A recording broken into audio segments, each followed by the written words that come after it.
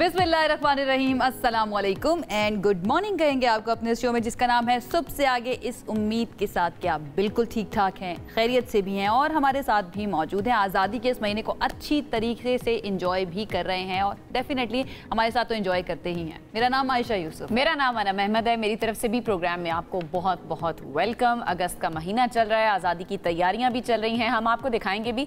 हमारा भी ऑफिस जो है ना वो सज चुका है इस वक्त बड़े ज़बरदस्त तरीके से, लेकिन हम 14 अगस्त को आपको प्लान है आपका? प्लान है आपका दिखाने का? हाँ, मेरा है प्लान कि हम प्लान जो छुपा के बना लेती है मेरे से और बताती नहीं। जो हमने ऑफिस में सजावट की है वो आप तक भी हम पहुंचाएंगे, दिखाएंगे और आपको बताएंगे कि हम किस तरह से जश्न आज़ादी मना रहे हैं। बहरहाल जी, आज के दिन की मुनासबत से थोड़ी सी बात कर लेते हैं। आप कर सकती हैं, यंग ब्लड है ना, नौजवान है, तो आप ये सारी तैयारियां आप भी नौजवान है आयशा?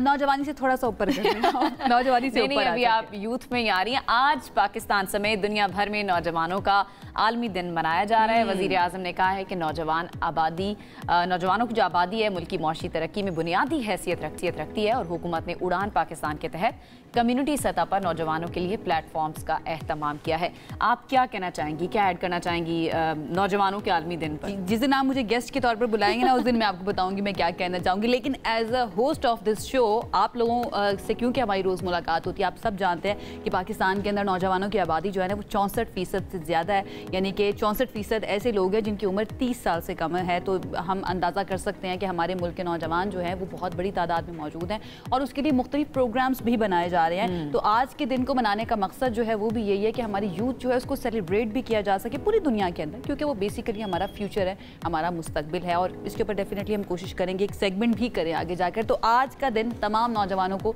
बहुत बहुत मुबारक हो और तमाम बड़ी जनरेशन्स जो हैं, जो बेबी बूमर्स हैं, उनको भी मैं कहूँगी कि आज के दिन नौजवानों के दिनों को ज़रूर सेलिब्रेट करें, उनकी अहमियत उनको बताएं कि वो कितने ज़्यादा ज़रूरी हैं पाकिस्तान के। अच्छा जी, क्योंकि हम नौजवानों की बात कर रहे हैं, उनके कंडक्ट की बात कर रहे हैं, तो यहाँ पर ये खबर देना बहुत ज़्यादा, क्योंकि रिसेंटली ये आई है, सोशल मीडिया पर बहुत ही ज़्यादा चल रही है और एक ऐसी पर्सनालिटी से मुतालिक है जिसको इस खित्ते के अंदर, अगर हम साउथ एशिया की बात करें, सिर्फ पाकिस्तान नहीं पूरे साउथ एशिया के अंदर बहुत ज़्यादा प्यार मिलता है। लेकिन उनकी मैं खुद उनकी फ़ैन हूँ, मैं खुद गलती मैं कहूँगी, मैं गलती कहना चाहूँगी कि क्या है। हम हानिया आमिर की बात करें, साबिक कप्तान वसीम अकरम की अहलिया जो है शनीरा अकरम, उन्होंने अदाकारा हानिया को बाइक पर रक्स करने पर कह सकते हैं हम खरी खरी सुना दी है। शनीरा ने इंस्टाग्राम पर अपनी स्टोरी में कहा है कि उन्हें किसी भी सेलिब्रिटी की जानिब से इस किस्म के रवैये को देखकर शदीद अफसोस होता है, क्योंकि बतौर इन्फ्लुएंसर हमें बहुत सारे लोग फॉलो करते हैं और जब आप के सेलिब्रिटीज़ या आपके इन्फ्लुएंसर्स इस तरह की कोई भी चीज़ रिकॉर्ड करके या फिर ऐसा कोई करतब दिखा के सोशल मीडिया पर लगाते हैं तो लोग उसको फॉलो करना। और जब मैंने शनीरा का ये जो स्टेटमेंट उसे आने से पहले जब हमने भी खुद ये वीडियो देखी और हमारे जहन में भी पहली बात यही आई कि भाई ये नहीं होना चाहिए था। बहुत सारे लोग आपको फॉलो करते हैं, आप एक इन्फ्लुएंसर हैं और सिर्फ पाकिस्तान में नहीं, पाकिस्तान के बाहर भी आपकी बहुत बड़ी फ़ैन फॉलोइंग है, तो थोड़ा सा आपको एहतियात से काम लेना चाहिए था। इस तरह के जो इक़दामात है, अगर बहुत सारे बच्चे यूथ जो हैं वो आपको फॉलो करके अपनी ज़िंदगियों को ख़तरे में डाल लेंगे तो फिर कौन जिम्मेदार होगा इसका? डेफिनेटली शनीरा ने इसलिए कहा कि it's a dagger in the heart. उन्होंने कहा ये मेरे दिल में खंजर की तरह लगा है, क्योंकि मैं इतने अरसे से, इतने सालों से काम कर रही हूँ रोड सेफ्टी के हवाले से, हेलमेट पहनने के हवाले से, और यहाँ पर ना सिर्फ ये है कि आपने हेलमेट नहीं पहना हुआ बल्कि उसके साथ साथ आप अनसेफली जो है ना रक्स भी कर रही हैं। तो ये बहुत अच्छी मिसाल जो है वो कायम नहीं की गई है हानिया की। हानिया वी लव यू, बट ये ठीक नहीं था। एंड अगेन हमारे जो देखने वाले हैं उनको हम ये भी बता देते हैं कि हम न्यूज़ और हमारा शो जो है उसने और हमारी टीम ने और हमने पूरी जिम्मेदारी का मुजाहरा किया और हमने वो वीडियो जो है हानिया की नहीं चलाई, सिर्फ एक हमने पिक्चर लगाई है सो दैट आपको बता सके कि किस कॉन्टेक्स्ट ताकि हम इनकरेज ना कर सकें, आपको उस तरफ लेकर ना जाएं। हमने एहतियात का मुजाहरा किया जी। शनीरा जो कि बड़ा अच्छा काम भी पाकिस्तान में कहीं बहुत सारे हमारी भाभी हैं, नेशनल भाभी हैं हमारी, बड़ा देखें वो ये नहीं है कि सिर्फ अपने काम से काम रखती है, उन्होंने बड़ा अच्छे तरीके से हैंडल किया है। जिस तरह से सेफ्टी के लिए उन्होंने बहुत ज्यादा काम किया। बहुत सारे और टॉपिक्स हैं, वो समुद्र पे जाके वहाँ पे गंदगी पे बात करी होती। अच्छा, उनका फोकस लेकिन रहता है रोड सेफ्टी के ऊपर। अगली स्टोरी जो है ना हमारी वो भी रोड सेफ्टी से मुतालिक है और हमारी मोटरवे पुलिस इस सिलसिले में काफ़ी कैंपेन्स भी करती रहती है। एक और अब नई एडवाइजरी जो है वो सामने आई है, वो ये है कि मुसाफिर बरदार गाड़ियों में तमाम सवारियाँ जो हैं उनके लिए सीट बेल्ट बांधना लाजमी करार दे दिया। और ये इंटरेस्टिंग मेरे लिए इसलिए कि जो बस में भी ट्रैवल करते हैं ना, प्राइवेट कंपनीज़ की बस होती हैं, उसके अंदर डेफिनेटली आपने भी ट्रैवल किया होगा, मैंने भी किया होगा। वहाँ पर मैंने कभी नहीं लगाई थी जो सीट बेल्ट होती है, लेकिन अब वो ये हो गया कि आपने लगानी है भाई। बहुत सारे लोगों को तो पता ही नहीं होगा कि बस में सीट बेल्ट होती भी है। ऑनेस्टली वैसे मुझे भी नहीं पता, मुझे भी नहीं पता था। अब ये जैसे खबर आई है कि सीट बेल्ट का इस्तेमाल लाजमी हो गया है, तो फिर मुझे समझ आएगी अच्छा सीट बेल्ट होता होगा बस में। हमने इस्तेमाल कभी नहीं किया, वो एक अलग बात है।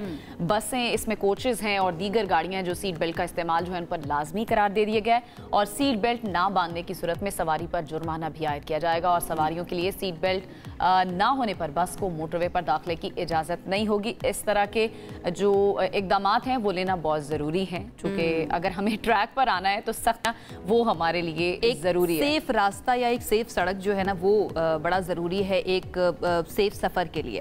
अच्छा, क्योंकि हम सेफ सफ़र की बात कर रहे हैं तो उसके लिए सड़कें जो हैं वो आपकी ठीक होना, अच्छी होना, ज़्यादा होना किसी भी मुल्क की तरक्की के लिए बहुत ज़्यादा ज़रूरी होते हैं। तो चीन में पहाड़ों को काट कर एक जदीद मोटरवे तैयार की गई है जो कि आजकल सोशल मीडिया पर बहुत वायरल है। ये मोटरवे जो है बहुत खूबसूरत है, लेकिन दुश्वार गुजार पहाड़ी सिलसिलों के दरमियान से गुजरती है, और कुछ लोग थोड़ा सा ज़रा ना तनकीद भी करें कि नेचुरल ब्यूटी और नेचुरल जो सारे यहाँ पे है ना पहाड़, इनको ख़राब कर रही है। एक्सेस किस तरह से होगी वहाँ पर? जो लोग हैं या वहाँ पर जो ट्रेड होनी है उसके लिए आपको रोड की हर हाल में ज़रूरत है। तो मेरे ख्याल से इसमें तनकीद, मेरी नज़र में तो इस पर कोई तनकीद नहीं है। ये एक ब्रिज है जिससे जाकर ये रोड मिलता है। मुझे तो बड़ी खूबसूरत लग रहा है यहाँ पर जाकर। अगर आप तस्वीरें बनाएं, आप यहाँ पर जा रहे हो गाड़ी में, तो कितना खूबसूरत नज़ारा होगा। अनम ने बात कर दी वही अपनी उम्र वाली, यंगस्टर्स वाली, कि यहाँ पर जाकर कुछ भी खूबसूरत लग रहा है तो उसको एंजॉय करने से पहले तस्वीर बना लें। एक्सेस होगी तो तस्वीर बनाएंगे ना। एक्सेस के लिए उन्होंने रोड बनाया है, असल में तो सबसे पहले ज़रूरत वहाँ के लोगों की जो है वो उन्होंने पूरी की है, तो विच इज़ वेरी गुड। अब पाकिस्तान में शाहराह कराकोरम आपने देखा है, वो किस तरह के पहाड़ों से बल खाते हुए पहाड़ों से गुजर कर, और जिस तरह से बहुत सारी कुर्बानियों के बाद वो रोड जिस तरह से बना है, उसकी तामीर के पीछे क्या कहानी है वो भी आप सब जानते हैं। तो इस तरह के दुश्वार गुजार रास्तों पर इसी तरह ही रोड्स बनते हैं। इस तरह तो होता है, इस तरह के कामों में आपकी बातों से ना मुझे ये सम टाइप्स शायरी याद आ जाती है। अच्छा जी, अगली खबर आपको देते हैं जो थोड़ी सी मुख्तलिफ है हमारे एक पॉलिटिशियन के बेटे से रिलेटेड, लेकिन इंटरेस्टिंग है, हमने सोचा आपके साथ शेयर करें। इंटरेस्टिंग हमारे लिए, उनके लिए थोड़ी बेचारे, मुझे तो तरस आ रहा था बेचारे, इतना महंगा उनका जो चीज थी वो नुकसान हो गया। बता देते हैं जी। चेयरमैन सेनेट यूसुफ रजा गिलानी के बेटे और मेंबर कौमी असम्बली सैयद अब्दुल कादिर गिलानी बार्सिलोना में कीमती घड़ी से महरूम हो गए, और इत्तलात ये भी हैं कि डकैत सैयद अब्दुल कादिर गिलानी से घड़ी छीन कर ले गए, और घड़ी की जो मालियत है ना, अंदाजा करें कि कितनी होगी, तकरीबन कितने की होगी? कोई घड़ी होगी 40-50 लाख की होगी। 56,000 यूरो इसकी कीमत बताई जा रही है। कितने बनते हैं पाकिस्तानी करेंसी में जी है 1,85 लाख रुपए एक घड़ी, 2.25 करोड़ तकरीबन। Oh my God. खैर, अब्दुल कादिर गिलानी साहब हैं, वो वज़ीर आज़म के साहबजादे हैं, वो ले भी सकते हैं। उन्होंने कहा क्या, जरा वो सुन लेते हैं। जब मैंने खरीदी थी तो उस वक्त उसकी जो मालियत थी आज वो उसके 3 गुना है, क्योंकि वो मेरी थी 12-13 साल पुरानी घड़ी, तो मैंने समझे सस्ते वक्त में ली थी, तो वो मेरे हाथ में थी, और मैं अपने बच्चों के साथ था, फैमिली के साथ। यहाँ पे जो हमारे मेजबान हैं इनकी भी घड़ी छिनी, मेरी भी छिन गई, लेकिन अल्लाह का शुक्र है जान। अच्छा देखिए, पता है अब हम ये कर सकते हैं कि हम अगर मुस्कुरा रहे हैं हमें बुरा फील नहीं करना चाहिए, क्योंकि वो खुद भी मुस्कुरा रहे हैं, वो खुद भी मुस्कुरा रहे हैं। और वो मम्फिस जो एक फिलोसफर थे, उन्होंने कहा था कि घड़ी जो है ना वो मॉडर्न इंसान की ना हथकड़ी है, तो अगर हथकड़ी टूट गई है तो थोड़ा सा कोई बात नहीं करे, वक्त की कैद से निकल कर मेरे ख्याल से एंजॉय कर मुस्कुरा रहे हैं ना, कि वो दोबारा शायद खरीद भी सकते हैं। किसी और के साथ ये हो जाता तो वो बेचारे की तो शायद, मेरे पास 2.25 करोड़ होंगे तब भी मैं घड़ी नहीं, मैं घर खरीदूंगी, घड़ी नहीं खरीदूंगी। आगे बढ़ जाते हैं। आपको मैं अगली स्टोरी पर जाने से पहले ये पूछना चाहती हूँ, शेर से आपको डर लगता है? रोक देती हैं। मैं शेर सुनाने की बात कर रही हूं। नहीं, शेर धाड़ने वाला शेर, डराने वाला शेर, आपको डर लगता है शेर? जाहिर लगता है, किसको नहीं लगता। कभी शेर से आमना सामना हुआ है? जू में बचपन में शायद, वैसे इतना कुछ मुझे याद। अगर आपको मैं कहूँ कि कोई शेर किसी बंदे के सामने गया या बंदा शेर के सामने गया और दोनों ही भाग गए, कैसा लगेगा आपको? मैं आपकी बात पे आप यकीन नहीं करेंगे। चले मैं आपको स्टोरी बता देती हूँ। अक्सर हम, अभी मैं बात कर रही थी, हम शेर की बहादुरी की मिसालें जो है वो दे रहे होते हैं, लेकिन कहते हैं ना कि शेर मेरा शेर जवान पुत्र मेरा शेर जवान पुत्र, लेकिन हमारे पास एक ऐसी वीडियो है जिसे देखकर शायद आप ऐसी मिसालें देना बंद कर दें। दरअसल हुआ ये कि भारतीय रियासत गुजरात में आदमी और शेर का आमना सामना हुआ, और दोनों एक दूसरे से डर कर भाग गए। अब फुटेज में भी हम आपको दिखा रहे हैं, ये बंदा जो है ना वो गेट की तरफ जा रहा है, सामने से उसने देखा है कि शेर आया, उसने अंदर की तरफ दौड़ लगाई है, शेर ने बाहर की तरफ दौड़ लगाई। ये उसने बहुत अच्छा किया। वैसे इस फुटेज के बाद अब बनता नहीं है कि माएँ जो है ना अपने बच्चों को शेर कहें, या समटाइम्स मैं भी कोई मुझे नजर आ रहा हूँ ना कि बहुत बहादुर है तो मैं कह देती हूँ कि यार क्या शेरों वाली बात की इसने। शेरों वाली बात जो है ना वो अभी इस मानों में भी इस्तेमाल की जा सकती है। शेर की माँ ने भी क्या कहा होगा कि तुम बंदे से डर के आ गए हो। शुक्र करे बंदे की माँ ने कहा होगा कि शुक्र है तू बच के आ गया वहां से ना। बहरहाल जी ये इंटरेस्टिंग स्टोरी थी और हमने सोचा कि थोड़ी सी मुख्तलिफ है, वरना शेर को देखकर हम भाग रहे होते हैं, इंसान भाग रहे होते हैं, अब शेर भी भागना शुरू हो गया तो अब आई डोंट नो आगे क्या होने वाला है और क्या हो सकता है मौसम के मामले में वो हम आपको बता सकते हैं क्योंकि हमारे पास प्रेडिक्शन आ गई है। पंजाब के हवाले से भी खबर आ रही है कि वहां पर कल से बारिशों और सैलाबी सूरत हाल का खदशा एक मरतबा फिर से है। पीडीएम ने अलर्ट भी जारी कर दिया है और पहाड़ी नदी नालों में तुगयानी और शहरों में मतलब एक और स्पेल है, एक और स्पेल। ओह गॉड, तो आई डोंट नो, बारिशें बहुत अच्छी लगती है मुझे, लेकिन जब हद से ज्यादा बढ़ जाए ना कोई भी चीज, किसी भी चीज की ज्यादती जो है ना वो आपको थोड़ा प्रॉब्लम करना। ये वाला सीजन बारिशों का पता नहीं मुझे इससे अजीब सी घबराहट होनी शुरू हो गई है। आपको नहीं लग रहा है इस मतलब ज्यादा स्पेल्स भी आ रहे हैं? एग्जैक्टली, डरा दिया बारिशों ने। अच्छा खैर, भारत की तरफ से दरियाओं में भी पानी छोड़ दिया गया जनाब। वो हमारा जो दुश्मन है ना, हम वैसे भी कहा जाता है कि हम प्रिजनर्स ऑफ जियोग्राफी हैं, हम यहाँ से हिल नहीं सकते। वो तो कह रहे थे आपका पानी बंद कर देंगे, अब उनके पास ज्यादा हो गया, उनसे संभाला नहीं गया, उन्होंने कहा चलो आप लेते हैं। खैर जी, आइंदा 3 दिनों की बात करें तो उसमें भारत की जानिब से भी मजीद पानी छोड़े जाने का खदशा है और दरियाए चनाब में मराली, खानकी और कादराबाद के मकाम पर दरमियाने से ऊंचे दर्जे के सैलाब का इम्कान भी जाहिर किया जा रहा है। दरियाए सतलुज की बात करें तो वहाँ पर गंडा सिंह वाला में निचले दर्जे के सैलाब का खतरा है। तो जनाब तमाम वहाँ पर रहने वाले लोग जो हैं उनको बहुत ज़्यादा हम खबरदार भी कर रहे हैं और उनके लिए ये खबर है, उनको अवेयर करने के लिए कि अगर आप उसके इर्द गिर्द करीब रहते हैं तो अपने आप की हिफाजत करें, अपने घर वालों की हिफाजत करें और बहुत ज़्यादा ना इंटरवेंशन ज़रूरत नहीं है वीडियोज़ बनाने के लिए। आगे बढ़ते हैं जी। पाकिस्तान के लिए बड़ी अच्छी खबर है, जो इतने अरसे से पाकिस्तान कोशिश कर रहा था बिराखिर वो कामयाब हुई है और अमेरिका ने BLA और मजीद ब्रिगेड को दहशतगर्द तंजीमें डिक्लेयर कर दिया है। और अमेरिकी स्टेट डिपार्टमेंट ने कहा है कि BLA ने दहशतगर्दाना हमलों की जिम्मेदारी कबूल की। कराची एयरपोर्ट और गवादर में खुदकुश हमले किए। कोयटा से पेशावर जाने वाली जाफर एक्सप्रेस की हाईजैकिंग की जिम्मेदारी भी उन्होंने कबूल की और वाकई में 31 अफराद उस वक्त जो है वो शहीद हुए थे और 100 से ज़्यादा मुसाफिरों को उनकी जानिब से यरगमाल बनाया गया। तकरीबन 100 से 300 के करीब ऐसे लोग थे जिनको यरगमाल बनाया गया। वज़ीर आला बलूचिस्तान ने BLA यानी कि बलूचिस्तान लिबरेशन आर्मी को दहशतगर्द तंजीम करार देने का खैर मकदम किया। डेफिनेटली ये वो तंजीम है जिसने बहुत ज़्यादा नुकसान किया है पाकिस्तान का और एक तरह से बलूचिस्तान की अलहदगी के लिए भी बड़ी कैंपेन्स ये चलाते रहे।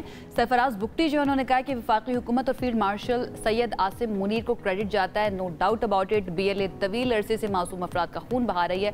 वज़ीर मुमलिकत बराए दाखिला तलाल चौधरी का कहना है कि अमेरिका का ये फैसला पाकिस्तान की बड़ी कामयाबी है और ये फितनतुल हिंदुस्तान की प्रॉक्सीज हैं। बिल्कुल ऐसा ही है, भारत की जानिब से भी कई मरतबा कहा जा चुका है, जिसका हम अक्सर जिक्र करते हैं कि हमारा ऑपरेशन सिंदूर है वो इस वक्त भी जारी है और प्रॉक्सीज के जरिए जो वो अटैक कर रहे थे उसको भी ऑपरेशन सिंदूर का वो हिस्सा करार दे रहे थे। हमारे साथ इस वक्त मौजूद है दिफाई तज्जियाकार हैं, अक्सर आप उनको देखते हैं हमारे शोज़ के अंदर, डिफरेंट शोज़ के अंदर, ब्रिगेडियर रिटायर्ड हारिस नवाज साहब, उन्होंने हमें ज्वाइन किया। उनसे इस बारे में बात करते हैं, इस फैसले की इंपॉर्टेंस को वो कैसे देख रहे हैं। सबसे पहले बहुत शुक्रिया ब्रिगेड साहब हमें ज्वाइन करने के लिए। आई होप आप ठीक ठाक हैं and good morning as well. Field marshal Syed Asim Munir साहब का 2 महीने में दूसरा दौरा, उसके समरात आना जो है ना, मैं ये कहूँगी अब शुरू हो चुके हैं। बहुत बड़ा फैसला है पाकिस्तान के लिए, क्या कहेंगे आप?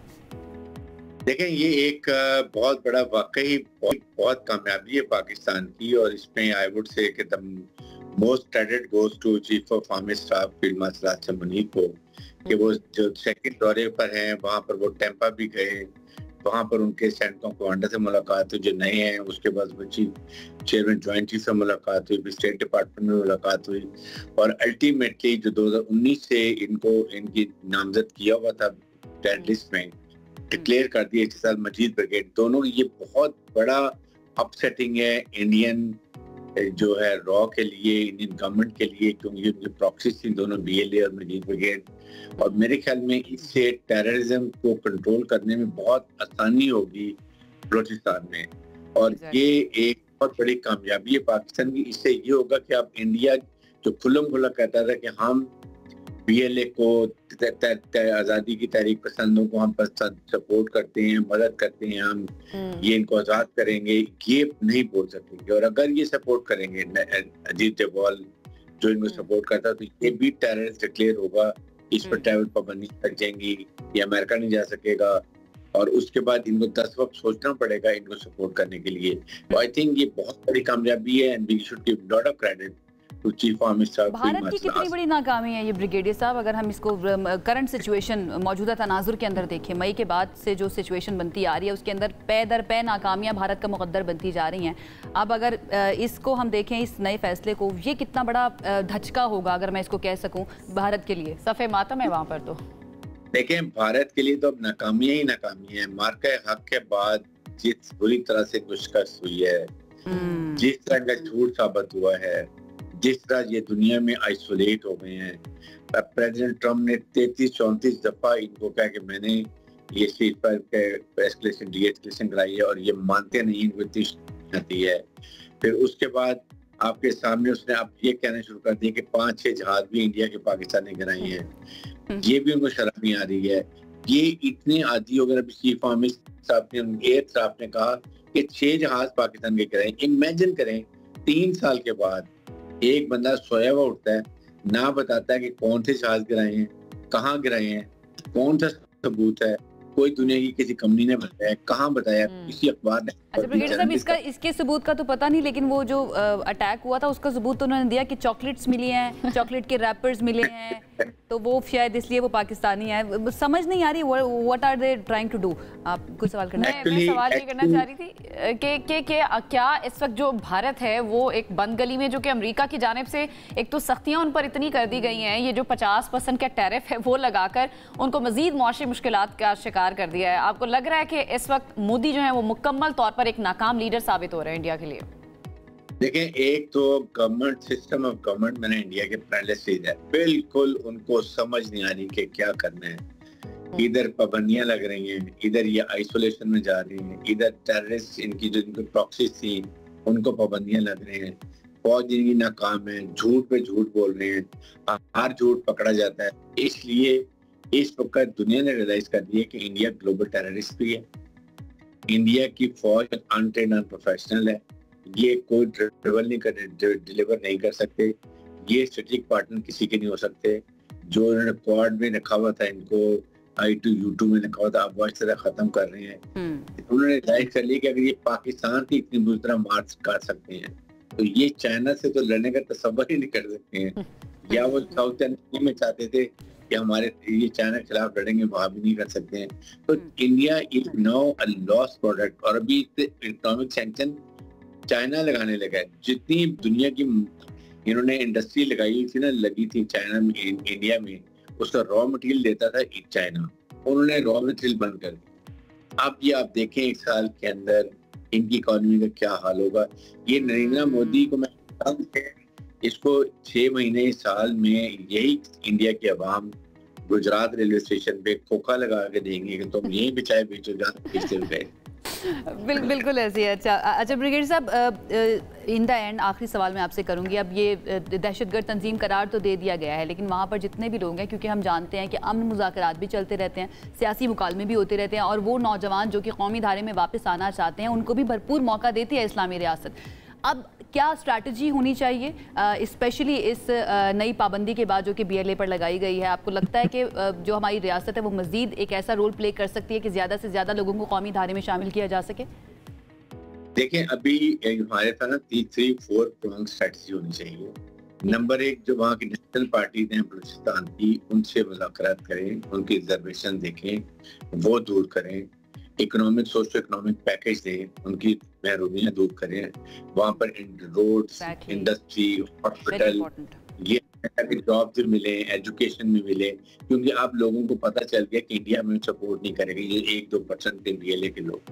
अब वो maybe they will like to come back to mainstream के मेन धारे में होना चाहेंगे।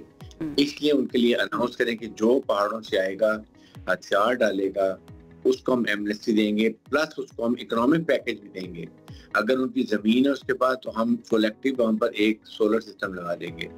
अगर कोई वहाँ जमीन है, मवेशी है, तो हम मवेशी दे देंगे ताकि उनको रोजगार में। देखिए, एक नौजवान है, उसके बाबा बूढ़े हैं, बहन की शादी करनी है, छोटे भाई की तालीम है, नौकरी नहीं है, वो क्या करेगा?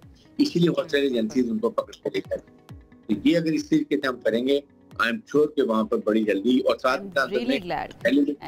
बिल्कुल I am really glad brigade साहब। अब हम कह सकते हैं कि हमारी बात जो है वो मुकम्मल हो गई है, क्योंकि हमने सिर्फ छोड़ा नहीं है, उन लोगों को वापस हम कौमी में और अपनाने के लिए भी तैयार है। बहुत शुक्रिया ब्रिगेडियर रिटायर्ड हारिस नवाज साहब हमारे साथ मौजूद। बिल्कुल, मैं एक ब्रेक की तरफ जाना है, ब्रेक से जब वापस आएंगे कुछ दीगर सेगमेंट्स पर हमने बात करनी है, आप हमारे साथ रहिए। ब्रेक के बाद आपको कहेंगे खुश आमदीद और कुछ बात करेंगे फुटबॉल के हवाले से, इनफैक्ट पाकिस्तान के अंदर फुटबॉल के हवाले से। ना फुटबॉल के मैदान के अंदर सबसे बड़ी अचीवमेंट जो है वो कहा जाता है जब गोल होता है, लेकिन समटाइम्स कभी कभी ऐसा भी होता है कि सबसे बड़ी अचीवमेंट या सबसे बड़ा तारीख का गोल जो है वो ग्राउंड से बाहर होता है, जैसा पाकिस्तान के अंदर हुआ है। पाकिस्तान फुटबॉल की तारीख में पहली मर्तबा कौमी बॉयज़ टीम के साथ खातून मैनेजर को तैनात कर दिया गया। पाकिस्तान फुटबॉल फेडरेशन यानी PFF ने उरूज सुहेल बट को पाकिस्तान अंडर 17 फुटबॉल टीम का मैनेजर तैनात किया। और उरूज सुहेल बट जो हैं वो PFF में बतौर सेफ गार्डिंग ऑफिसर काम कर रही हैं। उरूज सुहेल फीफा और AFC की सनद याफ्ता सेफ गार्डिंग ऑफिसर हैं और PFF ने ये कदम फीफा की हर किसी को यकसा मौके देने की पॉलिसी के तहत उठाया है। और पाकिस्तान अंडर 17 फुटबॉल टीम इस साल साफ चैंपियनशिप और एशियन क्वालिफायर में हिस्सा लेगी। उरूज सुहेल बट साहिबा हमारे साथ इस वक्त मौजूद हैं, उनसे ज़रा गपशप लें कि उनको कैसा महसूस हो रहा है। वेलकम करेंगे आपको शो में। उरूज, कैसी हैं आप? पहले मैं बताऊं मुझे कैसा महसूस हो रहा है? मुझे बहुत अच्छा महसूस हो रहा है। बहुत अच्छा महसूस हो रहा है। सारे पाकिस्तानियों को, खासतौर पर खवातीन को तो बहुत ही अच्छा। उरूज, वेलकम करेंगे आपको। आई होप आप ठीक ठाक होंगी। How are you feeling? जी, thank you so much welcome करने के लिए। I am so excited for the new responsibility. So it's a good achievement and good decision by management and Syed Mohsin साहब कि उन्होंने वुमेन एम्पावरमेंट के लिए ये कदम उठाया और बहुत बोल्ड कदम है ये। और आपको जब ये खबर पहली दफ़ा मिली कि आपको मैनेजर बनाया जा रहा है बॉयज़ टीम का, उस वक्त कैसा आपको महसूस हुआ? कोई डर तो नहीं लगा कि पता नहीं क्या हो जाएगा? नहीं, डर नहीं लगा। एक्चुअली मैं वुमेंस के साथ तो वुमेन टीम्स के साथ, डिफरेंट टीम्स के साथ एज अ मैनेजर रह चुकी हूँ, but not on this big platform. So डर नहीं लगा। रिस्पॉन्सिबिलिटी और ऑलरेडी मैं निभा चुकी हूँ, बट बॉयज़ के साथ एक डिफरेंट चीज़ है। इंशाल्लाह मज़ा आएगा उनके साथ काम करने में। As a safeguarding officer मैं ऑलरेडी उनके साथ काम कर चुकी हूँ। सो आप एक्सपेक्ट कर रही थी अरूज, जब आपको बताया गया या जिस टाइम पे सारा प्रोसेस चल रहा था, वो यू एक्सपेक्टिंग कि आपका नाम आ सकता है एज द मैनेजर? एक्सपेक्टेशंस नहीं थी ऑब्वियसली, क्योंकि as a safeguarding officer मैं काम कर रही थी, तो मैनेजर की पोस्ट के लिए एक्सपेक्टेशन नहीं थी। बट आई थिंक ट्रांजिशन के लिए एक चैलेंज लेना बहुत ज़रूरी होता है, और ये मोहसिन साहब ने एक बहुत बड़ा चैलेंज लिया है और इसको जो है वो हम अच्छे तरीके से निभाएंगे। और डिफरेंट पर्सपेक्टिव को देखें तो ये एक डिफरेंट सी बात है कि बॉयज़ टीम के साथ एक लड़की को मैनेजर तैनात किया है, बट इट्स गुड। अच्छा, आप से तो हम पूछ ही रहे हैं कि आपने कैसा महसूस किया, लेकिन डेफिनेटली उन बॉयज़ के लिए भी एक थोड़ा सा मुख्तलिफ एक्सपीरियंस होगा। आपने जब जाकर उनसे मिली, उनको बताया कि अब आपकी मैनेजर भी हूँ, सेफ गार्डिंग ऑफिसर भी हूँ, उनका क्या रवैया था और उन्होंने किस तरह से आपको ट्रीट किया या वेलकम किया? वेल, वो खुश हैं boys obviously.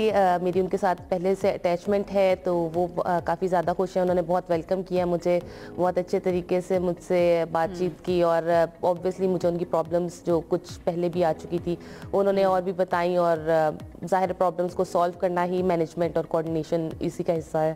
So they are happy. अच्छा अरूज, ये बताएगा आपकी रिस्पॉन्सिबिलिटीज़ बतौर सेफ गार्डिंग ऑफिसर क्या है, बतौर मैनेजर क्या है, वो ज़रा थोड़ा सा बताएं। सो एज अ मैनेजर जो हम देखते हैं कि मैनेजर की जो रिस्पॉन्सिबिलिटी है उसके अंदर कोऑर्डिनेशन सबसे ज़्यादा ज़रूरी है।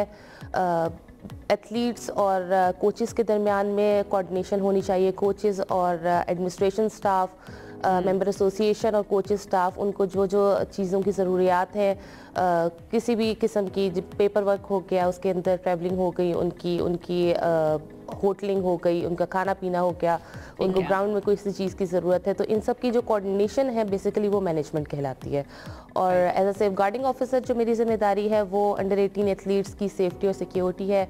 उनको मेंटली, फिजिकली, इमोशनली किसी भी अब्यूज़ से बचाना मेरी जिम्मेदारी है।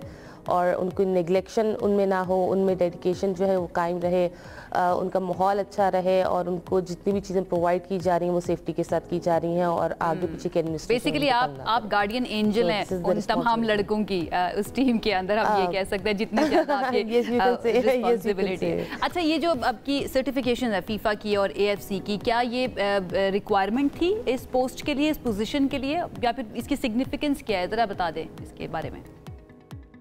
तो बेसिकली सेफ गार्डिंग जो है वो फीफा ने एक नया प्रोग्राम लॉन्च किया था 3 to 4 years बैक, और ये अंडर 18 की सेफ्टी के लिए इसको स्टार्ट किया गया था। सो ये जो डेजिग्नेशन है as a safeguarding officer, ये बहुत इंपॉर्टेंट रोल है बिकॉज एज अ प्लेयर मैं भी अपना बचपन सारा खेलती रही हूँ, तो मुझे पता है कि ये पोस्ट कितनी ज़रूरी है, क्योंकि हम बचपन में कुछ चीज़ें होती हैं जिनको इग्नोर कर देते हैं, कुछ चीज़ें होती हैं एज अ प्लेयर हम कहते हैं कि कोच अगर नहीं कहेगा तो शायद हमें टीम से निकाल दे, तो ये चीज़ें बहुत ज़्यादा सिग्निफिकेंस हो जाती हैं। तो एज अ रोल ये पोजीशन बहुत ज़्यादा ज़रूरी थी इस फील्ड के अंदर, सिर्फ फुटबॉल के अंदर नहीं, बाकी भी जितनी स्पोर्ट्स हैं उसके अंदर भी ये जो है बहुत ज़्यादा ज़रूरी एक पोस्ट है जो कि एथलीट्स को सेफ्टी प्रोवाइड करती है बेसिकली। अरुज, जिस तरह आपने खुद भी कहा कि मैं खुद भी बचपन में खेलती रही हूँ, आप नेशनल लेवल पर भी खेलती रही हैं, थोड़ा सा बताइए। और फुटबॉल का शौक आपको खेलने का कहाँ से हो गया? एक फीमेल और वो भी फुटबॉल खेल रही है, पाकिस्तान में नॉर्मली हमें ऐसा देखने को नहीं मिलता, आपको देख के खुशी ज़रूर हो रही है हमें। अच्छा, ऐसा है कि फ़ुटबॉल मैं खुद नहीं खेलती, फ़ुटबॉल के एडमिनिस्ट्रेशन के अंदर मैं ज़रूर हूँ, बहुत टाइम से हूँ, मैं फ़ुटबॉल के साथ अटैच बहुत टाइम से हूँ। खुद मैं पाकिस्तान वापडा की तरफ से as a national player rifle shooting करती हूँ, टग ऑफ वॉर खेलती हूँ। सो ये 2 डिफरेंट गेम्स हैं। और पिछले I think in my university time I was 5 years gold medalist consecutively for all Pakistan universities. I have played for Pakistan Punjab university. So as a player मेरा ये एक्सपीरियंस है कि मैं जो है वो इन बच्चों की कंडीशंस को अच्छे तरीके से समझ सकती हूँ। राइट। अच्छा Aruj, let's talk about challenges. एक तो as a safeguarding officer and manager आपको अभी तक क्या क्या चैलेंजेस फेस करने पड़े हैं बीइंग अ विमेन एंड लड़कों की सेफ गार्डिंग ऑफिसर या मैनेजर होना, एंड देन आगे जो चैंपियनशिप्स आ रही हैं, साफ की हम बात कर लें, एशियन क्वालिफायर की, उसके अंदर आपको क्या लगता है बड़े चैलेंजेस क्या होंगे? बड़े चैलेंजेस यही है कि हमने जो माइलस्टोन एक अपना किया हुआ है, जो अचीव हम करना चाहते हैं, जो हमारा एम है, उसको अचीव करना ही सबसे बड़ी हमारी रिस्पॉन्सिबिलिटी है। ज़ाहिर है मुश्किलात आती हैं डिफरेंट चीज़ों के अंदर, आपकी डॉक्यूमेंटेशन में थोड़ी सी आ जाती है बिकॉज अंडर 17 के बच्चे नए होते हैं, उनके पासपोर्ट्स वगैरह बनने में, उनके डॉक्यूमेंटेशन में थोड़ा सा इशू आ जाता है, बट वो इतना मुश्किल मसला नहीं होता मैनेजमेंट के लिए। वो टाइम के साथ साथ जो है वो सेटल डाउन हो जाता है। इसके अलावा टीम के साथ अटैचमेंट में ऑब्वियसली मैं एक लड़की हूँ, तो स्टार्ट में थोड़ा सा प्रॉब्लम आया था क्योंकि ये एक डिफरेंट सी न्यूज़ थी, ये एक बहुत बोल्ड स्टेप था। थोड़ी पॉजिटिविटी के साथ नेगेटिविटी भी आपको पता है हर जगह पे ज़रूर मौजूद होती है कि लड़कों की टीम के साथ लड़की को अटैच क्यों कर दिया, तो इसके अंदर थोड़ी डिफिकल्टी मुझे पेश आई। बहुत सारे नेगेटिव कमेंट्स भी मिले, बट मुझे ऐसा लगता है कि थोड़ी बहुत रेजिस्टेंस, थोड़ी बहुत इस तरह की जो बेचैनी है ये रहनी चाहिए, हल्की फुल्की मौसीकी जो है ना वो चलती रहनी चाहिए, आपको थोड़ा मोटिवेशन मिलती रहती है। बहुत शुक्रिया आपका, thank you, very best. I hope आप पाकिस्तान की पहली फीमेल मैनेजर हैं, बॉय। आई होप आप सबसे बेस्ट साबित हों और जितने भी लोग अभी तक काम कर चुके हैं ना उनसे ज़्यादा अच्छा परफॉर्म करें। हमारी नेक तमन्नाएं आपके साथ है। उरुज सुहेल बट हमारे साथ मौजूद थी जनाब, हमने आपकी मुलाकात करवाई और आई होप कि ये जो है एक तब्दीली, एक नए दौर का पेश खैमा हमारे लिए साबित हो। आगे बढ़ना है, हमें आगे बढ़ना है, पहले हमें ब्रेक लेनी है, उसके बाद कुछ दीगर सेगमेंट्स पर हम बात करेंगे। हमारे साथ रहिए। Welcome back. अभी हमने क्लाइमेट चेंज के हवाले से बात करनी है। हम कोशिश करते हैं कि ऑलमोस्ट रोज़ाना की बुनियाद पर आपसे इस बारे में बात करें, आपको जिस हद तक हो सके अवेयर किया जा सके। जिस तरह की सूरत हाल इस वक्त है, ये वाज़ेह है कि हालात अब शायद काबू से बाहर होते जा रहे हैं। मौसमियाती तब्दीलियाँ अब सिर्फ बढ़ते हुए दर्जा हरारत तक महदूद नहीं रही हैं, बल्कि तूफ़ानी बारिशें जो हैं और अर्बन फ्लडिंग में है वो उसमें तब्दील हो चुकी हैं। बिल्कुल ऐसे ही उसके असरात हमें अब नजर आना शुरू हो गए अपने इर्द गिर्द। हम कहते थे ना वो क्लाइमेट चेंज पता नहीं क्या होता है भी है या नहीं होता, लेकिन अब जो असरात है ना वो हमें नज़र आ रहे हैं। उसकी एक मिसाल ये है कि तारीख में पहली मरतबा मागिला हिल्स जो है नेशनल पार्क में लैंड स्लाइडिंग के वाक़यात देखने को मिले हैं। नई छोटी छोटी नदियाँ, चश्मे बन गए हैं। हालिया बारिशों में अगर आपको याद हो सैदपुर रेंज के अंदर क्या हुआ था, वहाँ पर गैर मामूली हद तक पानी का बहाव जो है वो हुआ था और उसकी वजह से माहौलियाती निज़ाम तेज़ी से तब्दील होता हुआ हमें महसूस हो रहा है। अभी सारी सिचुएशन के अंदर होने क्या जा रहा है, क्योंकि एक और स्पेल का भी कह दिया गया है, एक और पेशगोई भी हो चुकी है कि बारिशों का एक नया सिलसिला शुरू हो सकता है। ये स्पेल कितना ख़तरनाक हो सकता है और मार्गला की इस वक्त क्या सिचुएशन है, इस पर बात करने के लिए हमारे साथ मौजूद हैं असिस्टेंट डायरेक्टर हैं एंड स्पोक्स पर्सन है Islamabad wild life management board के उमर बिलाल साहब। उन्होंने हमें स्टूडियो में ज्वाइन किया, उनसे बात करते हैं इस बारे में। अस्सलाम वालेकुम उमर साहब, how are you doing? Thank you so much, बहुत शुक्रिया। Thank you so much for joining us. सबसे पहले तो ज़रा डिटेल बताइएगा कि तारीख में पहली मरतबा हुआ है कि मार्गला की जो पहाड़ियाँ हैं वहाँ पर लैंड स्लाइडिंग हुई है, हुआ क्या है बारिशों की वजह से? बेसिकली जो बारिशों का पिछला जो स्पेल था वो इतना शदीद और मतवातर था कि उससे बहुत सारा जो ज़मीन के नीचे जो पानी का फ़्लो था वो काफ़ी ज़्यादा हो चुका था। तो वो डेफिनेटली एक नेचुरल प्रोसेस है, उसमें बाहर आना होता है। तो उस फ़्लो के बाद पानी जो है वो ट्रेल्स के ऊपर आया और उसमें हमें काफ़ी ऐसे इंसिडेंट भी देखे जो हमारे लिए वाकई नए थे, जिसमें लैंड स्लाइडिंग हो गई और प्लस फिर विजिटर्स जा रहे थे ट्रेल्स के ऊपर, उनके लिए एक ट्रेल्स से एक साइड से दूसरी साइड पे क्रॉस करना बहुत मुश्किल हो रहा था। तो उसके हवाले से एडवाइजरी भी हम लोग इश्यूज़ कर रहे थे, लेकिन यस ये फर्स्ट टाइम हुआ है लैंड स्लाइडिंग का भी। और पहले कभी रिपोर्ट नहीं हुआ इसके साथ साथ लैंड इरोजन्स जो है वो भी बहुत, सॉइल इरोजन्स जो है वो बहुत ज़्यादा हुई। जब मिट्टी के ऊपर या उसके नीचे पानी का जो फ्लो है वो है, पानी की जो मकदार है वो ज़्यादा होगी तो अपने साथ वो मिट्टी भाग कर लेकर जा रही होती है। तो इसको और वो हमने देखा भी इस्लामाबाद में आते जाते ना कि बारिश के पानी के साथ मिट्टी बहुत ज़्यादा नजर, ये भी उसी वजह से। ये सॉइल इरोजन। ठीक है, जो अब आम आवाम है ट्रेल पर हमें वो भी जाते हुए नजर आए, लाइक ट्रेल 5 के ऊपर मैंने बड़े लोगों को जाते हुए देखा। और ये भी मैं गई तो नहीं, मैंने खबरें सुनी कि वहाँ पे बड़े खूबसूरत छोटे छोटे चश्मे भी बने हुए हैं और पिकनिक पॉइंट बनाया हुआ है। Is it dangerous right now वहाँ पर जाना, और जो लोग जा रहे हैं उनको क्या बताना चाहेंगे आप? नहीं, डेंजरस नहीं है। यस यू कैन गो, आप लोग जा सकते हैं, बट आप जो हम लोग एडवाइजरी इशू कर रहे हैं आप उनको फॉलो करें। सबसे नंबर 1 कि आप वेदर फोरकास्ट देख लें जाने से पहले। ठीक है। पीक वेदर में मत जाएं, ज़्यादा बारिश हो रही हो उससे पहले और उसके फ़ौरन बाद मत जाएं, और अपने साथ ग्रुप में जाएं, अपने साथ अपने किसी को इन्फॉर्म करके जाएं। हम टोटल 8 नंबर ट्रेल्स के हमारे पास मौजूद हैं, जिनमें 3 और 5 में जो विजिटर्स का फ्लो है वो बहुत ज़्यादा है। ठीक है। हर ट्रेल्स के ऊपर चेक पोस्ट मौजूद है और उस चेक पोस्ट पे हमारे जो पार्क रेंजर्स हैं वो मौजूद होते हैं और वो आपको बता रहे होते हैं, इन्फॉर्म करते हैं, एजुकेट कर रहे होते हैं हर चीज़ के बारे में। जब पानी का बहाव नीचे की तरफ आ रहा हो तो उस वक्त ट्रेल को क्रॉस करने की कोशिश मत करें, जो आपके लिए बहुत खतरनाक होता है। अच्छा, अभी ट्रेल 3 और 5 की आपने बात की, ज़्यादा रुझान भी इसी तरफ है। मुझे ये बताएं कि कौन कौन सी ट्रेल्स पे चश्मे जो हैं वो फूटे हैं और कितने चश्मे हैं इस वक्त, अगर आप बता सकें। बेसिकली तो नंबर ऑफ चश्मे यहाँ पर मौजूद हैं हर ट्रेल्स के ऊपर। अब ट्रेल नंबर 5 के ऊपर इस वक्त 6 चश्मे मौजूद हैं, इसी तरफ 6 है, 3 या 4। तो जब पानी नीचे ज़्यादा हो रहा है तो इनमें से नए चश्मे कौन से हैं जो अभी इस स्पेल में सामने आए? वो बेसिकली ट्रेल नंबर 6 पर, ट्रेल नंबर 6 है, वहाँ पर हमें काफ़ी ज़्यादा चश्मे नए फूटते हुए नजर आए हैं। अच्छा। पानी का जब नीचे ज़्यादा होगा तो नेचुरल प्रोसेस में बाहर आना है, और वो बाहर आएगा तो चश्मों की सूरत में ही बाहर आएगा, तो वो उसका फ्लो फिर ज़्यादा हो जाएगा। ठीक है। तो अच्छा, ये सैदपुर विलेज वाली साइड पर जो भी हुआ उसमें ये कहा गया था कि जो कंस्ट्रक्शंस हुई हैं वो इलीगल हुई हैं, ठीक तरीके से नहीं हुई। उसके बारे में मैं चाहूँगी ज़रा थोड़ा सा आप बताइए। और उसके बाद मार्गला हिल्स के ऊपर भी कुछ कमर्शियल एक्टिविटीज़ एंड देन उनको बंद किया गया। अगर वो एक्टिविटीज़ अभी भी होती तो क्या वो डेंजरस हो सकती थी मज़ीद? देखिए, तजावज़ात जो है वो डेफिनेटली एक इशू है, इंक्रोचमेंट एक इशू है, और इंक्रोचमेंट को हम लोग रिपोर्ट पूरे मार्गला हिल्स नेशनल पार्क में हम इंक्रोचमेंट को रिपोर्ट करते हैं CDA को, कैपिटल डेवलपमेंट अथॉरिटी। वफाकी तरक्याती इदारा इस इंक्रोचमेंट के ऊपर एक्शन लेता है और उनको गिराता है और कोशिश करता है मसमार करके दोबारा वो वापस ना बन सके। Management board hand in hand उनके साथ काम तो करता होगा, उनको बताता होगा कि यहाँ पर ये कोऑर्डिनेशन। यस यस, वी अच्छा, आर इन कोऑर्डिनेशन। ये ज़रा बता दें इसमें कि मज़ीद अब बारिशों का स्पेल जो है वो आ रहा है, ताकतवर स्पेल, उसका बता भी दिया गया है पहले से। मजीद लैंडस्लाइडिंग हो सकती है अब इन ट्रेल्स के आसपास? मौजूदा अंदाज़ों के मुताबिक जो इस वक्त स्पेल के बारे में बताया जा रहा है, बिल्कुल अगर बारिश मुतवातर और शदीद रही, ये बेसिकली डिपेंड करेगा बारिश की इंटेंसिटी के ऊपर। तो यस, इट विल हैपन, ये हो सकता है। ठीक है। अच्छा, कौन कौन से इदारों के साथ मिलकर आप काम करो? डेफिनेटली महकमा मौसमियात के साथ भी मिलकर काम करते होंगे। दूसरा, हमें ये पता चला है कि एक रेस्क्यू और रिहेबिलिटेशन सेंटर भी इस मैनेजमेंट बोर्ड के अंदर, वाइल्ड लाइफ मैनेजमेंट बोर्ड के अंदर काम करता है, और आपने एक रीच को भी रेस्क्यू किया है, वो क्या स्टोरी है, वो भी बताएं। बेसिकली हमारे पास रेस्क्यू एंड रिहेबिलिटेशन सेंटर है और हमारे पास इस वक्त 17 एशियन ब्लैक बियर्स हैं और नंबर ऑफ काइट्स हैं जो हिल स्टॉर्म के दौरान हम लोगों ने रेस्क्यू की थी। हिल स्टॉर्म के दौरान लोग अपनी गाड़ियों को देख रहे थे और हम इन बर्ड्स को उठा रहे थे। और आपने कहा कि हम सवाब का काम करते हैं। वो डेफिनेटली उनका कोई उस वक्त पुरस्ताने हाल नहीं, डेफिनेटली हमारी जिम्मेदारी है। और फिर उसके बाद yes we have a monkeys जो गली मोहल्लों में आप मदारियों से देख रहे होते हैं, हम वो भी रेस्क्यू करते हैं, हम उनको भी नहीं छोड़ते, मदारियों के ख़िलाफ़ भी एक्शन लेते हैं।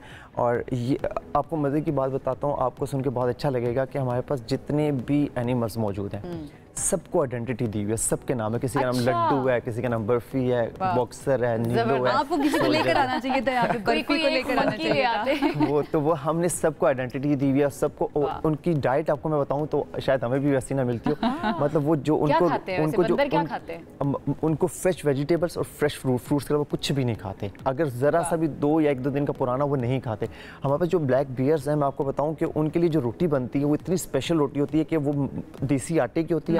और उसके अंदर ड्राई फ्रूट्स डलते हैं। मेंबर्स हैं जिनको आपने नाम दिया हुआ है, डेफिनेटली फैमिली मेंबर्स की तरह ही रखा हुआ है ना, अगर नाम भी दिए हुए हैं, खाना भी बड़ा स्पेशल मिलता है। हमारे मेज़बान बनेंगे अगर हम वहाँ पर आए तो? प्लीज़ आप लोग विजिट करें अपनी टीम के साथ। मैं तो आप लोगों को कहूँगा, आप लोगों को पता लगेगा कि हम लोग बेसिकली एक जू का कंसेप्ट है और एक रेस्क्यू सेंटर का कंसेप्ट है और एक सेंचुरी डेफिनेटली है। तो आपको पता लगेगा कि यहाँ पे हमारे पास जितने एनिमल्स आते हैं सारे यूज होते हैं। आप ये जो अभी बॉक्सर के कौन से जानवर होते हैं वैसे? अब मैं आपको बताता हूँ। ये जो भी बॉक्सर की मैं बात कर रहा हूँ, जिसका हमने नाम बॉक्सर रखा है, जिसकी आप बात करें, जो आप रेस्क्यू हम लोग करके लाए, और ये हम लोग सरगोदा से रेस्क्यू करके लाए थे और इसको डॉग फाइटिंग में यूज किया जाता था। मतलब इसके ऊपर 10 सेकंड्स लेफ्ट, 8-10 इसके ऊपर कुत्ते छोड़े जाते थे और इसको इसके साथ डॉग फाइटिंग में।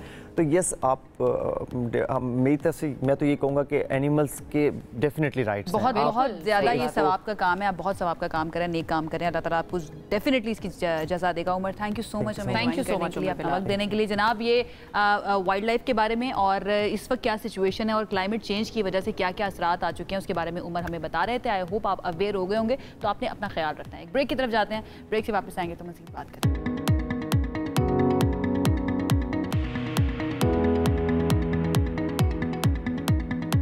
ब्रेक के बाद आपको कहें कि खुश आमदीद। और इस सेट से, और पहला जो आपने मंजर देखा है हमारे इस सेट का, हमारे स्टूडियो का, उससे आपको पता चल ही चुका होगा कि हम क्या करने जा रहे हैं। हमारे साथ नौजवान भी मौजूद हैं क्योंकि आज नौजवानों का आलमी दिन है। और नौजवान वो होते हैं जो ना सिर्फ ख्वाब देखने का जज्बा रखते हैं, हिम्मत रखते हैं, बल्कि उनको पूरा करने का इख्तियार भी रखते हैं। तो हमने सोचा कि क्यों ना एक महफिल सजाई जाए जिसके अंदर हम अपने मुल्क के मुस्तकबिल को, यानी कि नौजवानों को बुलाएं, उनकी जो अचीवमेंट्स है अभी तक उन्होंने जो हासिल किया है उसको सेलिब्रेट भी करें, उनसे बात भी करें कि वो क्या तवक्कुआत रखते हैं। देन उनके कुछ सवालात, उनका जवाब हम भी देने की कोशिश करें और हमारे साथ मौजूद होंगी एक्सपर्ट जो जवाब दे सकते हैं। कौन है उनका इंट्रोडक्शन करवाएं। मैंने कहा कि कुछ चैलेंजेस भी हैं जो नौजवानों को आजकल मसाइल हैं, वो उस पर भी हमने ज़रा थोड़ी सी बात करनी है। हमारे साथ trainer and coach Iram Fatima Rizvi साहिबा मौजूद हैं, उनको वेलकम करेंगे शो में। कैसी हैं आप? अल्हम्दुलिल्लाह, अस्सलाम वालेकुम। वालेकुम अस्सलाम। इसके साथ साथ हमारे पास करने के लिए thank you so much. Thank you. हमारे साथ वंडरफुल ऑडियंस मौजूद हैं। अस्सलाम वालेकुम। आप लोग ठीक हैं? कैसा महसूस कर रहे हैं बीइंग द पाकिस्तानी नेशनल? आप में से कौन सबसे पहले तो मुझे ये बताएं, बात करना चाहेगा? किसके पास माइक है? How do you feel about it right now being a Pakistani और पाकिस्तान के नौजवानों का हिस्सा होना जो कि 64% के करीब है? How do you feel? सबसे पहले तो thank you so much invite करने के लिए और इंटरनेशनल यूथ डे पे प्रोग्राम करने के लिए। बीइंग अ पाकिस्तानी अगर मैं बात करूं तो दुनिया में हम कहीं भी जाएं तो हमने वापस आना अपने मुल्क ही है। तो क्योंकि अगर हम देखें तो अफगान रिफ्यूजीज़ यहाँ पे पैदा हो गए, उनको अगर निकाला जा रहा है तो हमें भी कहीं से जहाँ मर्ज़ी हम जाएं, हम एटलीस्ट एट दी एंड हम पाकिस्तान ही आएंगे।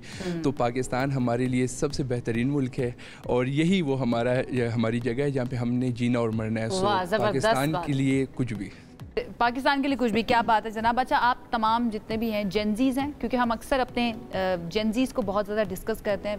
You are going to be the future of Pakistan, तो आपके प्रॉब्लम्स, आपकी उनका सोल्यूशंस या आपके एम्बिशंस बहुत ज़्यादा मैटर करती हैं। आप सब में से बाहर कौन कौन जाना चाहता है मुल्क छोड़ के? मुल्क छोड़ के तो नहीं कह सकते, लेकिन हाँ, अगर हम फर्दर स्टडीज़ या अगर अच्छी अपॉर्चुनिटीज़ की बात करें तो हम ज़रूर प्रेफर करेंगे, और ऑलमोस्ट मेरे ख्याल से सारे ही करेंगे, सिर्फ मैं नहीं, यहाँ पे जितने बैठे हुए हैं। या अगर हम लास्ट 3 मंथ्स का डाटा उठाकर देख लें तो अप टू 3.5 लाख नौजवान जो है वो जा चुके हैं, और वो सिर्फ जो मुल्क में अपॉर्चुनिटीज़ नहीं हैं उस वजह से जा रहे हैं। पाकिस्तान को छोड़ना, फैमिलीज़ को छोड़ना आसान नहीं होता, किसी का भी दिल नहीं करता। क्या आप बता सके किस किस का प्लान है इस वक्त बाहर जाकर फर्दर स्टडीज के लिए या जॉब के लिए? ठीक है, और उसके बाद फिर वापस आने का प्लान किस किस का है आप में से जो बाहर जाएंगे और फिर वापस आएंगे? सभी वापस भी आना चाहेंगे, ख़वातीन ने नहीं हाथ उठाया, क्योंकि आप मैंने जैसे कि बता दिया कि हमने आखिर में आना अपने मुल्क ही है, अपने घर ही बंदा आता है। जो जितना मर्जी हम बाहर जाएं, बंदा एट द एंड अपने घर ही वापस आता है। कहते हैं वतन की मिट्टी गवाह रहना, बहुत सारे गवाह मौजूद हैं। ठीक है, अच्छा इरम आपकी तरफ हम आ जाते हैं। आज के दिन की मुनासबत से कितना इम्पोर्टेंट है यूथ को डिस्कस करना, उनको सेलिब्रेट करना, एंड देन उनके चैलेंजेस और उनके जो भी एस्पिरेशंस हैं उनके लिए उनको अपॉर्चुनिटीज़ प्रोवाइड करना। What do you think? देखिए, ये पाकिस्तान के लिए स्पेशली ये दिन बहुत ज़रूरी है बिकॉज ऑफ दी परसेंटेज। जैसे भाई ने इधर बताया कि we are 63% close to youth, and of course ये जो हमारी एज ग्रुप है दैट्स फ्रॉम 19 to 30, और अगर देखा जाए तो बहुत कम इनका इन्वॉल्वमेंट है in policies, in regulations, in politics, in leadership. तो इन चीज़ों में ये बहुत कम दिखाई देते हैं। तो ये तो पहले ही इतनी ज़्यादा, और and they are the future. अगर हम आज बात करें, इवन हम we are not going to touch politics and all, लेकिन रेगुलेशंस पे, पॉलिसीज़ पे बात करें तो वहाँ पे कितने जेनजी बैठे हुए हैं, चाहे लेट जेनजी, मिलियनर्स आप कह लें, हमारी एज के आप कह लें, कितने लोग बैठे हुए हैं। तो जो असल में पॉलिसीज़ और रेगुलेशन पे बात कर रहे हैं, स्किल्स पे बात कर रहे हैं, नए प्रोग्राम्स पे बात कर रहे हैं कि आज दुनिया में क्या चाहिए, क्या नेक्स्ट स्टेप है, आपकी इंस्पिरेशंस क्या है, एस्पिरेशंस क्या हैं, तो उसमें ये तो बैठे ही नहीं होते उस कमरे में। तो कैसे उनके मसाइल समझ में आएंगे? उनके मसाइलों पे बात कर रहे होते हैं and you are not involving them. Even अगर मैं एजुकेशन एकेडेमिया उठा लूँ, और एकेडेमिया में जो बोर्ड के मेंबर्स बैठे होते हैं, तो उसमें अगर आप देखें तो इनके भी जो लीडर्स और इनके यूनियंस और इनके जो काउंसिल्स बने होते हैं, उसमें से एक बैठा होगा, 2 बैठे होंगे। लेकिन हमारा फोकस, हमारी गवर्नमेंट का फोकस और हमारा फोकस कितना है कि इन नौजवानों की कोचिंग में हम अपना रोल प्ले करें, इनकी तरबियत में रोल प्ले करें, हमारे एजुकेशन इंस्टीट्यूट कितना रोल इसमें प्ले करें? अच्छा, ये different 2 cheese, academia is different, government is different. So government जो है उसकी है वाकई कोशिश बहुत है। अगर हम जब बात करते हैं, हम मिनिस्ट्री ऑफ IT के बहुत सारे प्रोग्राम्स चल रहे हैं, पार्ट ऑफ इट, लेकिन मैं फिर वही बात कहूँगी कि उस पूरे में कितने ज़्यादा यूथ के लोग हैं, stakeholders. Yes, exactly. And अगर आप देखें यूथ प्रोग्राम्स में अब इन्होंने करना शुरू कर दिया इस साल, वाकई बहुत सारे स्टेप्स लिए जा रहे हैं, बहुत सारे गवर्नमेंट के प्रोग्राम्स हैं, स्किल्स सिखा रहे हैं, क्लाउड नेटिव पे चल रहा है, we are talking about data centres, बहुत सारे ब्रांड्स आ रहे हैं। और मेरी खुद डिस्कशंस हमारी ऑर्गेनाइजेशन की चल रही है to get discount so that we can have universities of those skills. लेकिन ये अब शुरू हुआ है और थोड़ा सा अफसोस होता है कि चलो कोई बात नहीं, दे रहा है, दुरुस्त है, but it's been very late. और अगर आप देखा जाए तो मिलेनियल्स का भी यही गुस्सा था, यही शिकायतें थी, अब ये आ गए हैं। But the good thing about Gen Z is that they are very vocal, they are not, they don't pretend, और इनके ना बेचैनी हो जाती है अगर ये कुछ बोले और कुछ चल रहा है। हाँ। इनका असल में ये प्रॉब्लम भी है, ये प्लस पॉइंट भी है और ये माइनस भी है इनका। एक सेगमेंट भी इस सिलसिले में किया है कि जेनजीज जो है ना वो इतनी ज़्यादा वोकल हैं कि वो चुप नहीं रहते, उनको दबाए। हमारे पेरेंट्स जो थे ना वो डांटते थे, हम चुप करके बैठ जाते थे, जेनजीज फ़ौरन से बोलते हैं। अच्छा, मैं चाहूँगी कि चैलेंजेस राइट नाउ जो यूथ ऑफ पाकिस्तान फेस कर रही है उसके ऊपर कोई बात करे। आप अगर आप ख़वातीन में से कोई बात करना चाहे, व्हाट डू यू थिंक, क्या चैलेंजेस हैं राइट नाउ जो फेस कर रहे हैं? सबसे पहले thank you so much for having me. और इसके अलावा ये कि जैसे कि देखा जाए कि हमारे यूथ में बहुत से ऐसे यंग लोग हैं जो कि डिसएडवांटेज बैकग्राउंड से ताल्लुक़ रखते हैं, तो उनके लिए ये चैलेंजेस होते हैं कि उनके बैकग्राउंड की वजह से उनके लिए जो रिसोर्स होते हैं एजुकेशनल एंड जॉब्स अपॉर्चुनिटीज़ वो बहुत लिमिटेड होती हैं, जिसकी वजह से वो बहुत होपलेस हो जाते हैं। तो इसके बारे में मेरा ये क्वेश्चन है कि इनके लिए हम ऐसा क्या स्टेप ले सकते हैं, या हम कुछ ऐसा जो इनके लिए इनको इस उम्मीद पे लेकर आए कि उनके लिए भी आगे बहुत अपॉर्चुनिटीज़ हैं। या राइट नाउ पाकिस्तान के अंदर जो अपॉर्चुनिटीज़ मौजूद हैं आप उससे सेटिस्फाइड नहीं है, वो कम है, आप ये कह रही हैं? उससे मैं सेटिस्फाइड हूँ, लेकिन किसी ना किसी ऐसी जगह पर जो लोग इस चीज़ तक नहीं पहुंच सकते हैं, लाइक उनके, जैसा मैंने बताया कि फैमिली बैकग्राउंड्स तक उनकी जो लिमिटेड रिसोर्सेज हैं, ठीक है, फाइनेंशियली, ठीक है, तो उस पर हम लोग क्या उनके लिए ऐसा स्टेप। बिल्कुल, आपका सवाल हम एरम से भी पूछेंगे, लेकिन पहले मैं पूछना चाह रही हूँ कि आप लोगों में से हम अक्सर देखते हैं कि जेनजीज जो हैं वो साइकोलॉजिकल किसी ना किसी प्रेशर का शिकार होते हैं। अब उसकी वजह क्या है? क्या फाइनेंशियल रीजंस हैं, घर से कोई प्रॉब्लम है या कोई और मसाइल हैं? आप लोग इतने सेंसिटिव क्यों हैं? क्यों सेंसिटिव हैं? अभी से इस उम्र में अगर आप लोगों को साइकोलॉजिकल चैलेंजेस हैं तो वो क्यों हैं? इसमें तो एक मेन चीज़ ये भी है कि सोशल मीडिया की वजह से इतना कंपैरिजन हो चुका है कि हम देखते हैं कि अगर उसके पास ये है तो मुझे भी ये चाहिए, ठीक है, उसके पास है तो मेरे पास क्यों नहीं है, और हमने उस पर अपना एक फेक पोर्टफोलियो बना लिया है जिसको मेंटेन करना हमारे लिए बहुत मुश्किल हो गया है। तो अब ये इशू है कि अब हम उसको मेंटेन कैसे करें, इसकी वजह से हम स्ट्रेस में रहते हैं। ठीक है, मुझे बड़ी खुशी हुई है ये सुन के कि इनको पता है कि बेसिकली प्रॉब्लम क्या है, बट अगेन पता होने के बावजूद, अब अगर कोई और बात इसी पे बात, पता होने के बावजूद, ये हम भी जानते हैं, आप लोग भी जानते हैं, आप कुछ कहना चाह रहे हैं, कंपैरिजन का बहुत ज़्यादा मसला है जिसकी वजह से साइकोलॉजिकल प्रॉब्लम्स बहुत ज़्यादा हो जाते हैं, हसासियत आप महसूस करते हैं। इससे निकलने के लिए आपको लगता है कि आप रेमेडीज़ भी कर रहे होते हैं? इससे निकलने के लिए हम लोग रेमेडीज़ कर सकते हैं, लेकिन मैं दूसरा मेन पॉइंट जो आपको बताना चाहती हूँ वो ये कि जनरेशनल गैप बहुत ज़्यादा है पेरेंट्स में और उनके बच्चों में। उनको आपकी समझ नहीं आती और वो जैसे हमें मोल्ड करना चाह रहे होते हैं, हम वैसा नहीं हो सकते, एंड बिकॉज ऑफ दैट बहुत सारे बच्चे साइकोलॉजिकल प्रॉब्लम्स का शिकार होते हैं, एहसास कमतरी का शिकार होते हैं, और इसी तरह बीच में पेरेंट्स और उनके बच्चों में अंडरस्टैंडिंग भी नहीं होती, और फिर घर से जो साइकोलॉजिकल चीज़ें लेके बच्चे बाहर जाते हैं तो वहाँ पर भी उनका माइंड बहुत डिस्टर्ब रहता है, जहाँ तक मेरा एक्सपीरियंस है। ये आप समझते हैं एक बहुत बड़ा चैलेंज है। आप भी कुछ कहना चाह रहे हैं, देन हम इरम के पास। आपने भी साइकोलॉजिकल इश्यूज़ की बात की थी। सबसे बड़ा मसला जो है यूथ जो फेस करिए इस वक्त, वो पेरेंट्स, और जैसे इन्होंने बात की पेरेंट्स और जो बच्चे हैं उनकी कम्युनिकेशन गैप है बहुत ज़्यादा। मतलब लाइक अगर हम सेम रूम में बैठे हैं तो हर कोई अपने फ़ोन्स पे बिज़ी होगा, तो इस वजह से भी बहुत से प्रॉब्लम्स हो रहे हैं। और सेकेंडली सोशल एक्सपेक्टेशंस बहुत ज़्यादा हैं, कंपटीशन का दौर है आजकल, हर बंदा दूसरे से आगे हो रहा है, तो इसमें यूथ को फिर बहुत कुछ फेस करना पड़ता है। और सेकेंडली हमारे कंट्री में मेंटल हेल्थ पर इतनी बात भी नहीं होती अनफॉर्चुनेटली।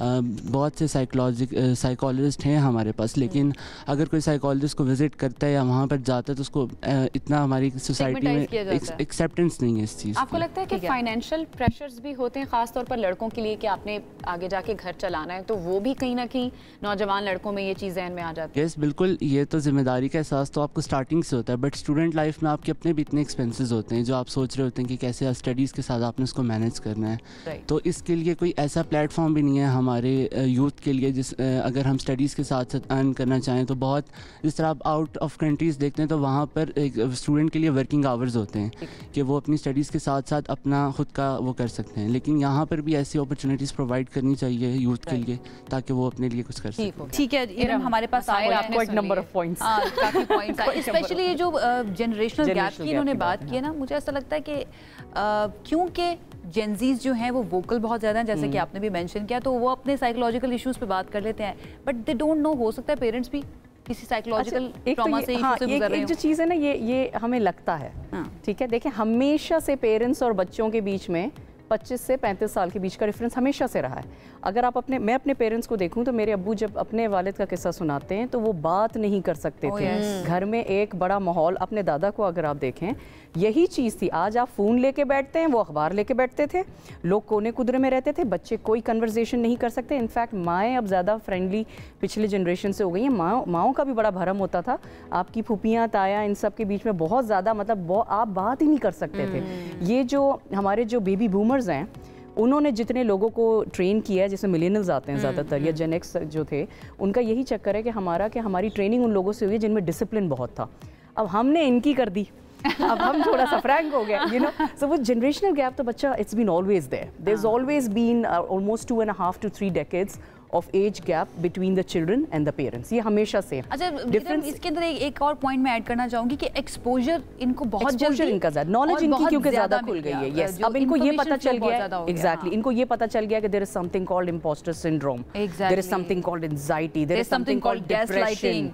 यू नो एग्जैक्टली ये बातें पता होने से जो है आपको वही बात है ना, आप जब एनालिसिस करने जाएं मेरे पेट में दर्द है तो देखो कहीं बाजू में भी तो दर्द नहीं, हाँ कभी कभी होता है, कहीं ये तो नहीं, हाँ कभी कभी ये भी होता है, और उसके बाद लोडेड विद इंफॉर्मेशन। सो एक चीज़ जो इस जनरेशन के बारे में है कि इनके पास इंटरनेट एक्सेस बहुत ज़्यादा आया। देखें 2 जनरेशन्स पहले जब इलेक्ट्रिसिटी आई थी इसी तरह का एक वो हो गया था कि ये तो बच्चों के हाथ में ऐसी चीज़ आ जाएगी कि ये तो ख़राब हो जाएंगे। इलेक्ट्रिसिटी के लिए टेलीफोन के बारे में हुआ था, एक आम कंप्यूटर जिसमें नेट नहीं था, सिर्फ हम पेंट और उसमें वर्ड करते थे, उसके बारे में भी यही था कि ये खराब कर रहा है। I still remember वो नॉवेल्स के बारे में कहा जाता है, नॉवेल्स के बारे में कहा जाता पढ़ रही हैं तो ये खराब हो जाएंगे। जो म्यूजिक आया था 70s में उसको बाकायदा बंद किया जाता था, लॉ आ गए थे कितने सारे मुल्कों में यूरोप में कि म्यूजिक नहीं चलेगा कि ये खराब कर रहा है। अब हल क्या है, किस तरह से ये गैप खत्म करना है? देखिए ये दे आर ऑलरेडी ऑन, देखिए मैं I am an advocate of Gen Z million, मैं बहुत बड़ी एडवोकेट, हम ऑलरेडी उनके साथ काम कर रहे हैं, हमारे इतने सारे प्लेटफॉर्म्स हैं, हम इनसे काम निकलवा रहे हैं, हमें पता है ये कितने स्किलफुल हैं। जो स्किल इनके पास है क्योंकि इन्होंने बहुत अर्ली उम्र में टेक्नोलॉजी पकड़ ली थी, इनको सिर्फ अंडरस्टैंड करनी है अपनी पावर ऑफ अडेप्टेबिलिटी, ये नहीं अपने आप को समझ रहे। इनको आके जब कोई आके कह देता है ना कि तुम क्या कर रहे हो, ये एक्सप्लेनेशन कर देने लगते हैं और मसले हैं तुम्हारे अंदर, ये उसको मान जाते हैं। हम भी मान जाते थे, हमसे पहले वाले भी मानते थे। इनका क्योंकि एक्सपोजर बड़ा अच्छा है, they just need to work on their confidence. ये जो बात अभी यहाँ पे ये भाई भी कर रहे थे कि मतलब आपने बात की थी, आपने एक और पॉइंट अभी कहा था ना कि जनरेशनल गैप के अलावा कर रहे होते हैं अगर अच्छा इसमें होता क्या है कि आप फौरन एक्सप्रेस कर जाते हैं, ठीक है, एक्सप्रेस कर जाते हैं, फिर आप वेट कर रहे हैं मेरे इस बात पे लाइक और कमेंट क्यों नहीं आ रहा। पेशेंस इज द इशू, जल्दी में बहुत ज्यादा। रिलेशनशिप भी आपको फौरन चाहिए, आपको प्रमोशन भी फौरन चाहिए। भी हो जाता है मेरी पोस्ट के ऊपर लाइक्स क्यों नहीं आ रहे हैं, मेरा यूट्यूब चैनल जो है वो क्यों नहीं चल रहा है, ठीक है, ये वाली चीज भी बहुत ज्यादा। यूट्यूब क्या आजकल तो टिकटॉक जो जनरेशन है ना वो उस तरफ ज्यादा जी उसकी वजह से बड़ा मसला है। उसकी वजह से एक प्रॉब्लम ये है कि जब आपकी दोस्तों में जब प्रॉब्लम आती है, जैसे झगड़ा हो गया आज सुबह, तो आपको चाहिए स्लीप ओवर इट, अगले दिन बात करते हैं, लेकिन क्योंकि वो फोन हाथ में है, एक्सेस फौरन नहीं, मुझे अभी जवाब दो तुमने क्यों आजकल तो मुझे वो दोस्तियां भी नजर नहीं आती है ना, वो मिलेनियल्स के अंदर वो एक बेस्ट फ्रेंड बचपन से चलता आ रहा है, स्कूल के अलग होते थे, कॉलेज के अलग होते थे, यूनिवर्सिटी के एंड देन प्रोफेशनल लाइफ में अलग होते थे। जेनजीज में सिर्फ मुझे वो डिजिटली फ्रेंड्स जो है ना वो नजर आते हैं। बेस्ट फ्रेंड है आप में से किसी का जो चलता आ रहा हो? नहीं, अच्छा तो बहुत स्ट्रेट फॉरवर्ड कम होंगे। अच्छा एक ही बंदे का बेस्ट फ्रेंड है, एक ही बंदे का बेस्ट फ्रेंड है वो। Exactly yes. अच्छा आप लोगों के नजदीक बेस्ट फ्रेंड की डेफिनेशन क्या है? अगर जैसे हमारी जनरेशन है, हम उसकी शायद अलग ही डेफिनेशन बताएंगे, आप लोगों के नजदीक बेस्ट फ्रेंड कौन होता है? सबसे पहले तो कोई भी रिलेशन आपने चलाना हो ना, जो जेन जी जिसमें लैग करती है वो करती है हया और रिस्पेक्ट में, कि उनके अंदर एक फ्रेजाइल ईगो बन जाती है किसी भी बात पे। उसकी सबसे बड़ी वजह मेरे ख्याल से जो गानों के आजकल लिरिक्स चल रहे हैं और मीडिया जो उनसे आपका जो दिखा रहा है कि एक यंगस्टर को कैसे होना चाहिए, उसकी वजह से फ्रेजाइल ईगो बन जाती है, जिसकी वजह से कोई भी रिलेशनशिप स्मूथली चल नहीं सकता, चाहे वो पेरेंट्स के साथ हो, भाई के साथ हो, दोस्तों के साथ हो। ठीक है, तो अगर आप मीडिया को कसूरवार समझते हैं, जो मैं ओवरऑल मीडिया की बात, ओवरऑल मीडिया डिजिटल मीडिया भी जिसके अंदर आता है, लेकिन डिजिटल मीडिया आपको पता है आजकल जरूरी भी है। अच्छा इन द एंड हमारे पास क्योंकि वक्त कम रह गया, मुझे ये बताइए कि 3 चैलेंजेस क्या है आजकल की यूथ के, पाकिस्तान में जो रह रही है, और क्या किया जाना चाहिए? सबसे पहले तो अपॉर्चुनिटीज़ बढ़ानी चाहिए अर्निंग के लिए, यूथ के लिए, क्योंकि आजकल कंपटीशन बढ़ गया, छोटे छोटे बच्चे ज़्यादा कमाना शुरू हो जाते हैं और कंपटीशन आपकी नज़र में ज़्यादा है। ये चैलेंज है जी, छोटे बच्चे आगे माइक देना जरा, सारे अपने अपने चैलेंजेस अगर बता सके। सबसे बड़ी चैलेंज जो है वो यूनिवर्सिटी स्टूडेंट्स जब ग्रेजुएट करते हैं तो पेरेंट्स की तरफ से उन पे एक वो साइकोलॉजिकल प्रेशर डाल दिया जाता है जॉब का। तो ये सबसे बड़ा प्रेशर हम समझते हैं कि आजकल की सोसाइटी में, क्योंकि हम जब ग्रेजुएट करते हैं तो स्पेशली इन पाकिस्तान क्योंकि अपॉर्चुनिटीज़ है नहीं, तो हमने स्ट्रगल करना है, हमने अगर एक फेज तक पहुंचना है तो स्ट्रगल करके पहुंचना है। तो पेरेंट्स को चाहिए कि वो इसका ख्याल रखें। टीचर्स के बारे में मैं चाहूँगी कोई ज़रूर बात करे, आजकल जो टीचर्स हैं और उनसे आपको क्या? एजुकेशन डिपार्टमेंट में आई थिंक हमारा जो करिकुलम है वो बहुत आउटडेटेड है। लाइक आजकल की जो AI जैसे आ चुका है, बहुत से डिजिटल टूल्स हैं, जबकि हमारे बच्चे को वो नहीं पढ़ाया जा रहा होता, और इस वजह से ये आउटडेटेड की वजह से बहुत से फिर कॉन्सिक्वेंसेस फेस करने पड़ते हैं स्टूडेंट्स को आगे जाकर। ठीक है, एकेडमिया के अंदर ये होने, और कोई अगर बताना चाहे कोई चैलेंज? अस्सलाम वालेकुम, thank you for having me here. अच्छा, सबसे बड़ा इशू एक ये है कि हमारी जो फैमिलीज़ हैं, जिसमें बैकवर्ड एरियाज में अगर चले जाएं तो वो उनके नज़र में doctor, engineer, something like that, बस यही चल रहा है। वो भी ये कहते थे डॉक्टर बनना है, बड़े डॉक्टर बनना है, इंजीनियर बनना है, बस ये। और वो उसकी वजह से जो अपना बच्चों का जो इंटरेस्ट होता है वो उस इंटरेस्ट को इग्नोर कर देते हैं उस चीज़ के ऊपर। सबसे बड़ा आपको लगता है कि अब तब्दीली आ रही है ग्रेजुअली या नहीं आ रही? कुछ जगहों पे आ रही, लेकिन उस तरह नहीं। अच्छा, मुझे ये बताएं, ख़वातीन पीछे क्यों हैं? में से कोई बात क्यों नहीं कर रहा? आप लोगों के चैलेंजेस क्या हैं? कोई मसला नहीं है, वो निकल आया मसला है। मेरे ख्याल में जो इनने बोला है वो सही बोल रहे हैं। एज अ गर्ल मैं ये बोलना चाहूँगी कि मतलब जब हम लोग, मैं मीडिया की फील्ड में जाना चाहूँ, मेरे घर वाले तो नहीं, मेरे तो फैमिली वाले वो ये बात बोलते हैं कि तुम क्या करोगी जाके, मतलब तुम उधर क्या है बाहर लोगों के सामने और ये सब कुछ। तो ये मेरे ख्याल में बहुत बड़ा चैलेंज है जो मतलब लड़की को मतलब बहुत मतलब डिमोटिवेट कर देता है। और वो फिर वो उससे कहती है कि चलो अच्छा नहीं जाती और ये सब कुछ, फिर एक पीछे से मिलता है। आपके पास यहाँ पर ये प्लेटफॉर्म है, बैठी हुई है, डेफिनेटली आपकी फैमिली देख रही होगी, फैमिली वाले देख रहे होंगे, क्या कहना चाहेंगे? कहें ना उनको कुछ। मैं कुछ भी नहीं कहना चाहूंगी, मैं बस खुद करूंगी। ठीक है, और इस चीज को खत्म करूंगी। पहली चीज अपॉर्चुनिटीज की बात हो रही है, ट्रस्ट भी बहुत अपॉर्चुनिटीज है। हमारा चैलेंज ये है, हमें अच्छे बच्चे नहीं मिल रहे। हम इतने इंटरव्यूज ले रहे होते हैं, कम्युनिकेशन गैप क्यों है? बहुत बड़ा ये समझ नहीं आ रही है। हम इतना ज्यादा वेट कर रहे होते हैं, हम इंतजार कर रहे होते हैं, हम लिटरली भी हाथ खोल के एमटीज, जीटीओ सबको हायर कर रहे होते हैं और हमें अपना थ्रेशोल्ड नीचे कर जाना पड़ता है कि नहीं मिल रहे हैं, आते नहीं है, अप्लाई नहीं करते, किसको अप्लाई करते लेट हो जाते हैं। नहीं है, ये बैठी हुई आपके सामने एडवेंचर्स हो गया, CLP हो गया। Look out for the platforms जो कि हाथ खोल के कह रहे हैं कि please come in and apply. आप बता देना मैम, कहीं ना कहीं इस जनरेशन में कमिटमेंट का मसला, कमिटमेंट नॉन सीरियस नहीं है, ये टेंशन बहुत ली हुई है इन्होंने, बहुत स्ट्रेस है इनको। इनको ये भी अंदाजा, ये अपने माँ बाप को बड़ा करीब से देखते हैं कि वो बेचारे अपनी ज़मीनें बेचते हैं, वो अपनी चीज़ें बेच रहे हैं, घर में गोश्त नहीं आ रहा, खाना किस तरह खा रहे हैं, ईद पे नए कपड़े, ये बहुत ऑब्जर्वेंट हैं, they are the most observant generation. इनको पता है प्रॉब्लम है, तभी तो उन्होंने अपने ऊपर पहले से ले लिया। यूनिवर्सिटी के पहला साल इनका कैलेंडर चलता है, after second year they start taking stress के टाइम कम हो रहा है, क्योंकि ये अपनी फैमिली को देखते हैं। और फिर इनको ये स्ट्रेस है कि जब खत्म हो गई यूनिवर्सिटी और अभी तो जॉब मेरे कदमों पे होनी चाहिए थी, नहीं होती, बिकॉज़ जॉब इस तरह मिलती नहीं है। इरम, मैंने देखी इनके अंदर कि कहीं ना कहीं जाकर ये थोड़े नम भी हो जाते हैं, एंड देन इमोशनल इंटेलिजेंस उस तरह से इनके अंदर नहीं है जिस तरह से बाकी जनरेशंस के अंदर। आपको क्या लगता है कि ये जो तब्दीली आ रही है ओवर द टाइम या ओवर द जनरेशंस, ये क्यों आ रही है? मेरे ख्याल से इमोशनल इंटेलिजेंस का एक एलिमेंट इनका थोड़ा सा बहुत ज़्यादा है, विच इज़ एम्पैथी, इनकी बहुत ज़्यादा है, और उनका एक एलिमेंट बहुत कम है, विच इज़ सोशल स्किल्स, कि जब ये सारी चीज़ों से मैं गुजर गया, मुझे अवेयरनेस भी होगी, रेगुलेशन भी हो गई, मैंने अपने आप को मोटिवेट भी कर दिया, मैंने एम्पैथी भी कर लिया, फाइनली सोशल स्किल्स जो है, अब ये मामले के बाद मैं बात कैसे करूं, वो इसलिए नहीं कर पाते क्योंकि you are hijacked by social media and typing. अच्छा, इनका प्लस पॉइंट्स क्या हैं? जो प्लस पॉइंट इनकी यही है कि ये बहुत एम्पैथेटिक, ये दुनिया को बचाएंगे।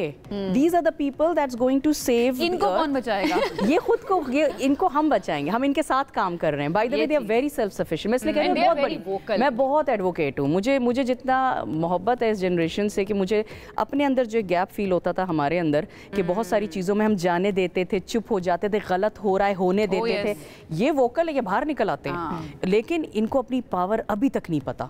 ये खट्टे नहीं होते। कितनों ने इधर हाथ उठाया कि उनके बेस्ट फ्रेंड नहीं है, ये खट्टे काम नहीं करते। ये पता नहीं क्यों अपनी इन्होंने एक सोशल मीडिया की लाइफ की वजह से ना मैं स्पेशल बनाया हुआ है, और ये भूल गए हैं कि हम इकट्ठे इतने पावरफुल हैं। अगर ये एक यूनिवर्सिटी का एक बैच भी निकल आए ना, ये क्या कर सकते हैं। लेकिन इनके साथ मसला ये होता है, ये स्प्लिट हो जाते हैं क्लास की वजह से, लैंग्वेज की वजह से, कभी शहर की वजह, और इनके अंदर इनको बड़ा आराम से आप वो इनके अंदर आप वो डाल सकते हैं द सीड। हाँ, बड़े आराम से कर सकते हैं। अरे इसने तो तुम्हारे ड्रेस पे कह दिया था, फौरन सीरियस, क्योंकि सेंसिटिव बहुत है ना। यहाँ पे फ्रेजाइल ईगो की बात की थी आपने, बड़ी अच्छी पॉइंट के ऊपर कंक्लूड करते हैं कि नहीं है ना उम्मीद इकबाल अपनी कश्ते वीरा से, जरा नम हो तो ये मिट्टी बड़ी जरखेज है साकिब। तो जनाब बहुत बहुत शुक्रिया आप तमाम लोगों का। हमने कोशिश ये की है कि जो हमारी आजकल की यूथ है या जो हमारी यंग जनरेशन है जो कि तकरीबन 64% पाकिस्तान का बनती है, उनके चैलेंजेस को डिस्कस करें और उनको क्या क्या इश्यूज़ हैं उनके ऊपर थोड़ी सी बात हो सके, और वो क्या मैसेज देना चाहते हैं अपनी जो ओल्डर जनरेशन है उनको।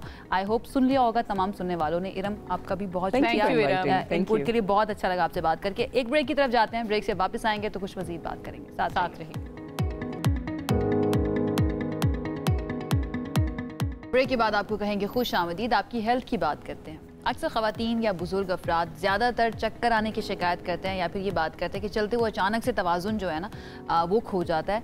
लेकिन सवाल यह कि ये सब कुछ होता क्यों है, ये हमने सोचा कि आज इस सेगमेंट के ऊपर बात करते हैं। वेस्टिबुलर सिस्टम जो है वो हमारे जिस्म का वो हिस्सा है जो कान के अंदर मौजूद एक नहायत हसास नेटवर्क पर मुश्तमिल होता है और ये हमारे तवाज़ुन और जिस्म की हरकत की समत का एहसास कंट्रोल करता है। तो ये एक सिस्टम जो है इसके बारे में आज हमने बात की। उसमें ख्याल कैसे है, इसमें कान के जो अंदरूनी हिस्से हैं उसकी हड्डियों और नालियों में मौजूद छोटे बाल जैसे खुलिए और माया हरकत को महसूस करते हैं और दिमाग को सिग्नल भेजते हैं ताकि हम चलते दौड़ते सर घुमाते वक्त गिरने या लड़खड़ाने से जो है वो बच सकें अगर ये निज़ाम सही चलते चलते गिर ना जाए हम। वैसे तुम्हारे साथ कभी ऐसे हुआ है? एकदम से आप बैठे हुए हो ना, जैसे आप 2 घंटे अगर हम बैठे हुए हैं, अचानक से मैं उठूंगी तो एकदम से आपको फील होता है कि थोड़ा सा ना चक्कर आ गया, चक्कर आ रहे हैं। तो ये शायद इस वजह से होता है या नहीं होता, ये हमने सोचा है कि इसके बारे में ज़रा जानने की कोशिश करते हैं और ये कितना ख़तरनाक हो सकता है अगर हम इसको इग्नोर करते रहें। हमारे साथ इस वक्त डॉक्टर इकरा मौजूद हैं, वेस्टिबुलर फिजिशियन है इकरा खालिद, उनसे इस बारे में बात करते हैं। थैंक यू सो मच हमें ज्वाइन करने के लिए। How are you? अल्हम्दुलिल्लाह। ठीक है, थोड़ा सा एक्सप्लेन करेंगे what is this vestibular system? Vestibular system हमारे इनर ईयर का एक बैलेंस सेंटर होता है जो पोजीशन, मूवमेंट और हमारे ब्रेन को ओरिएंटेशन दे रहा होता है कि हमारी बॉडी ने कैसे मूव करना है। ठीक है। और अगर ये सिस्टम जो है वो डिस्टर्ब हो जाए, ख़राबी आ जाए इसमें कोई, तो फिर चक्कर आना, ज़मीन घूमती हुई महसूस होना, नोज़िया, वोमिट, ये फिर पेशेंट को इन चीज़ों का सामना करना पड़ता है। ठीक है। इसकी डिफरेंट काजेज़ होती हैं। इसमें जो मेन रीज़न होती है उसमें ये है कि एज रिलेटेड एज फैक्टर है। ठीक है। एज फैक्टर है ज़्यादा, और फिर वुमेन में अगर देखें तो वो हमारे पास फिर आता है हार्मोनल चेंजेस की वजह से। ठीक है। और ऑटोटॉक्सिसिटी। किस उम्र में ज़्यादा ये प्रॉब्लम लोगों को फेस करना पड़ता है? ये हर एज फैक्टर को जो है वो एक जितना ही इफेक्ट करता है। ये नहीं है कि बच्चों में है या वुमेन में है या ओल्ड एज में है, लेकिन ज़्यादा ये कॉमन जो है वो वुमेन में कॉमन है, वुमेन में ज़्यादा। अच्छा, किसी हेल्दी इंसान को भी, जैसे अभी जो मैं इंट्रो में बात कर रही थी, मैं बैठी हुई हूँ 2 घंटे अगर मैं बैठी रही हूँ, फिर मैं उठूँगी कुछ काम के लिए तो अचानक से मुझे चक्कर महसूस होगा चंद सेकंड्स का, लेकिन वो गुजर जाएगा। क्या वो भी इसी का हिस्सा होता है या वो कोई और मुख्तलिफ चीज़ है? बिल्कुल, वो भी वेस्टिबुलर डिसऑर्डर का हिस्सा होता है।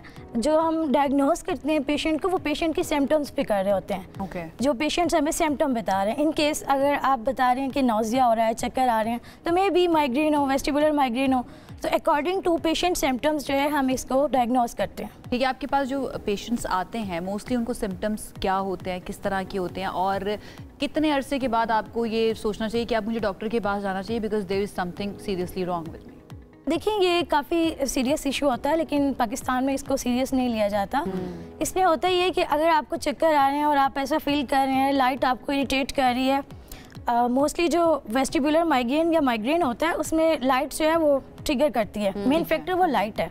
तो अगर ऐसे जैसे माइग्रेन में होता है, जी बिल्कुल, तो अगर ये ऐसा होता है तो आपको जो है फौरी कंसल्ट करना चाहिए वेस्टिबुलर फिजिशियन से। इसमें आपको डिले नहीं करना चाहिए। अच्छा, इसमें मेडिसिन वगैरह सजेस्ट की जाती है पेशेंट को? अच्छा, मेडिसिन जो है वो टेम्परेरी रिलीफ है। अगर आप परमानेंट उसकी तरफ जाते हैं, रिलीफ की तरफ, तो उसमें आपको जो है वो VRT वेस्टिबुलर रिहैब थेरेपीज की तरफ जाना चाहिए। अच्छा, सर्वाइकल की वजह से भी हो सकता है? जी, ये भी हो सकता है सर्विकल इश्यूज। जी, और इसका इलाज के बारे में फिर थोड़ा ज़रा एक्सप्लेन करें कि क्या है पाकिस्तान में इस वक्त हम कहाँ पे स्टैंड करते हैं इसके इलाज के लिए, और क्या वाकई में पाकिस्तान में काफ़ी लोगों को ये होता है मसला? पाकिस्तान में लाखों लोग जो है इस इशू को फेस कर रहे हैं। बदकिस्मती से पाकिस्तान में कोई अवेयरनेस नहीं है इसके बारे में, और जो वेस्टिबुलर मेडिसिन है उसका तो कोई इंट्रो ही नहीं है पाकिस्तान में, ना इसको कोई प्रॉपर मेडिकल में स्पेशलिटी मानता है। अच्छा, तो इंटरनेशनली ये जो है प्रॉपर एक रिकॉग्नाइज्ड मेडिकल स्पेशलिटी है। ठीक है। तो लोगों को फिर किस तरह से अवेयर किया जा सकता है कि ये बाकायदा एक मसला है?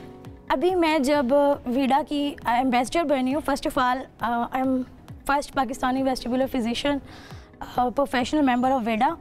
तो अभी जब मैं वेडा एम्बेसडर बनी हूँ रिसेंटली, तो अभी प्रॉपर फोरम पे अनाउंसमेंट किया हम पाकिस्तान में फर्स्ट टाइम एक बैलेंस अवेयरनेस वीक सेलिब्रेट कर रहे हैं 14 to 21 सितंबर, जिसमें ओवरऑल पाकिस्तान के हर सिटी में जो है पेशेंट्स को, हमारे डॉक्टर्स को इस बारे में अवेयरनेस दी जाएगी कि ये जो है प्रॉपर एक डिसऑर्डर है।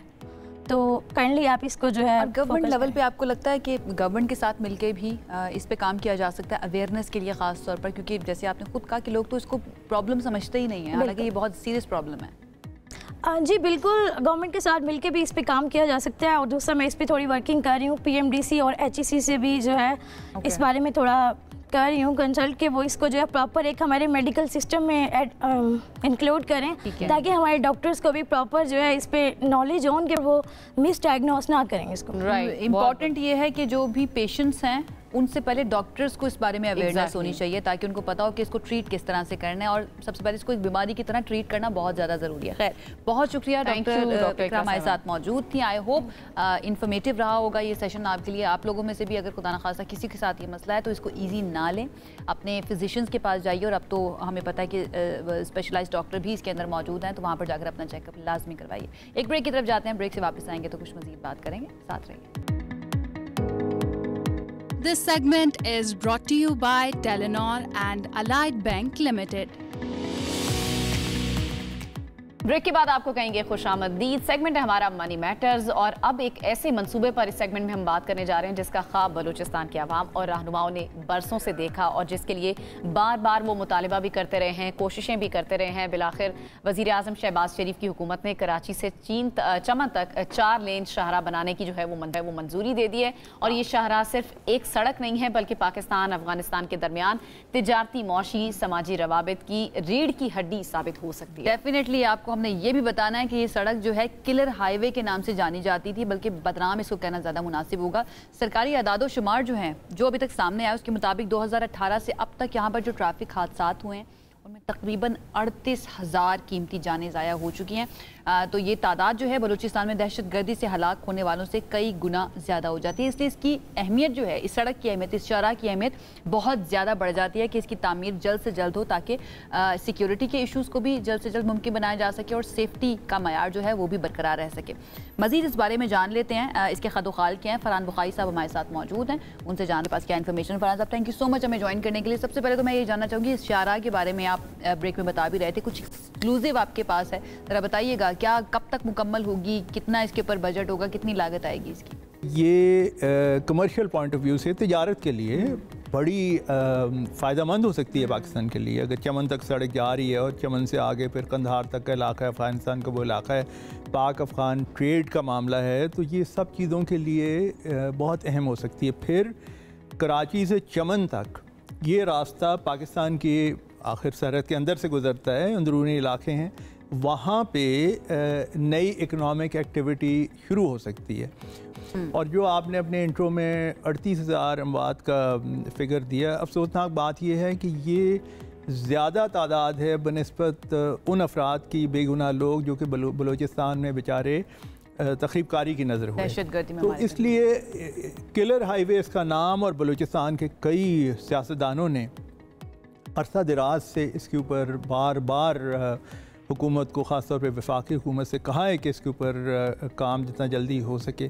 देर आमद दुरुस्त आमद अब ये शुरू होने चली है। $1.5 अरब का प्रोजेक्ट है। हो सकता है इससे कीमत तजावज़ भी कर जाए, लेकिन बहरहाल ये वहाँ के जो मकामी लोग हैं उनकी ज़िंदगियों पर, मौशी तौर पर ये जो सड़क है ये क्या इम्पैक्ट डालेगी? सबसे बड़ी चीज़ तो ये है कि कैजुअल्टी हो रही है, इंसानी जान का नेमुल बदल तो कोई है नहीं। लेकिन उसके अलावा वहाँ पे मुख्तलिफ़ इलाक़ों में जहाँ जहाँ से ये गुज़रेगी, वहाँ पे ट्रेड और कॉमर्स के हवाले से, ख़ास तौर पे ऐसे इलाक़े जो कि कराची से बहुत ज़्यादा दूर नहीं हैं, वहाँ से आमदोरफ्त बेहतर होगी। ज़राई अजनास अगर ऐसे हैं जो कि शहर तक, कराची जैसी बड़ी मंडी में ट्रांसपोर्ट करने हैं, तो उनका वो हो सकता है, एक ज़रिया बन सकता है। और उसके अलावा रोज़मर्रा की मईशत से हट कर लोगों की इंसानी ज़रूरियात हैं, कभी कोई सेहत का मामला है, कभी कोई दूसरी उनके ऊपर तो मुश्किल फरहान साहब, ये जो CPAC की अगर हम बात करें तो क्या ये वाली जो सड़क है या शाहराह, ये उस रूट में भी आ सकती है CPAC के रूट में, या वो अलग मुख्तलिफ रूट है?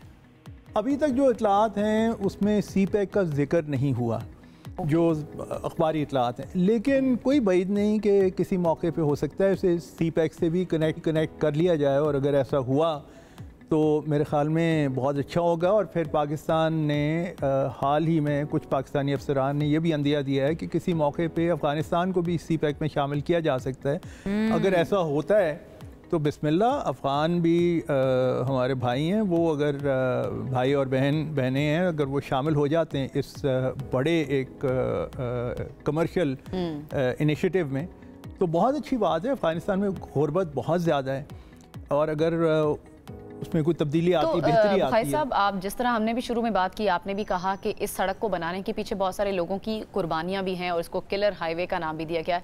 ये कंप्लीट जो है वो कब तक हो जाएगी? मेरी इससे पहले जो बात हुई है कोयटा में भी एक दो दोस्तों से बात हुई, तो वो ये कहते हैं कि इसे 3 से 4 साल लगेंगे, लेकिन ये किसी तौर पर भी फाइनल एक टाइम फ्रेम नहीं है।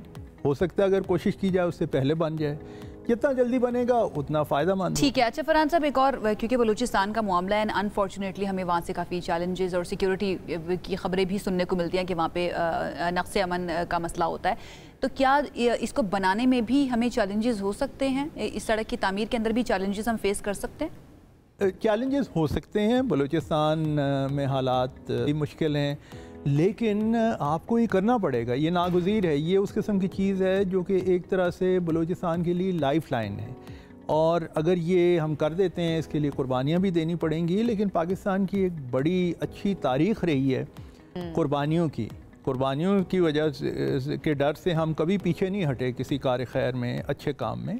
तो बिस्मिल्लाह बहुत अच्छा हो सकता है। शारा रेशम शुरू में, आज से जब तकरीबन 35-40 साल पहले एक दफ़ा मेरा वहाँ पे गुज़र हुआ, तो जगह जगह पे वो स्पॉट्स थे कि कहाँ पे किस जगह ब्लास्टिंग में, और वैसे चीनी और पाकिस्तानी वहाँ पे कई नौजवान उनकी जाने गई। तो इसी तरह का ये भी हो सकता है, लेकिन बहरहाल जो मंजिल है वो बहुत अहम है। राइट, यानी कि वेरी इंपॉर्टेंट। और आज के दिन की मुनासबत से तो बुखारी साहब बहुत ज़्यादा इंपॉर्टेंट इसलिए भी है कि BLA को दहशतगर्द तंजीम करार दिया गया अमेरिका की जानिब से। तो डेफिनेटली जो सिक्योरिटी के मसाइल हैं, अमन अमान के मसाइल हैं, वो भी बड़ी जल्दी रिजॉल्व होंगे। और जब भी सड़कें बनती है, नया इंफ्रास्ट्रक्चर बनता है, तो वो किसी भी मुल्क की तरक्की का जामिन समझा जाता है। तो डेफिनेटली ये एक खुशाइंद खबर है बलूचिस्तान वालों के लिए भी और ओवरऑल पूरे पाकिस्तान के लिए भी। इसी नोट के ऊपर हम इजाज़त चाहेंगे। बहुत बहुत शुक्रिया प्रोग्राम देखने के लिए। आई होप आपको पसंद आया होगा। आपसे मुलाकात करेंगे कल। अपना बहुत ख्याल रखिए। अल्लाह हाफिज़।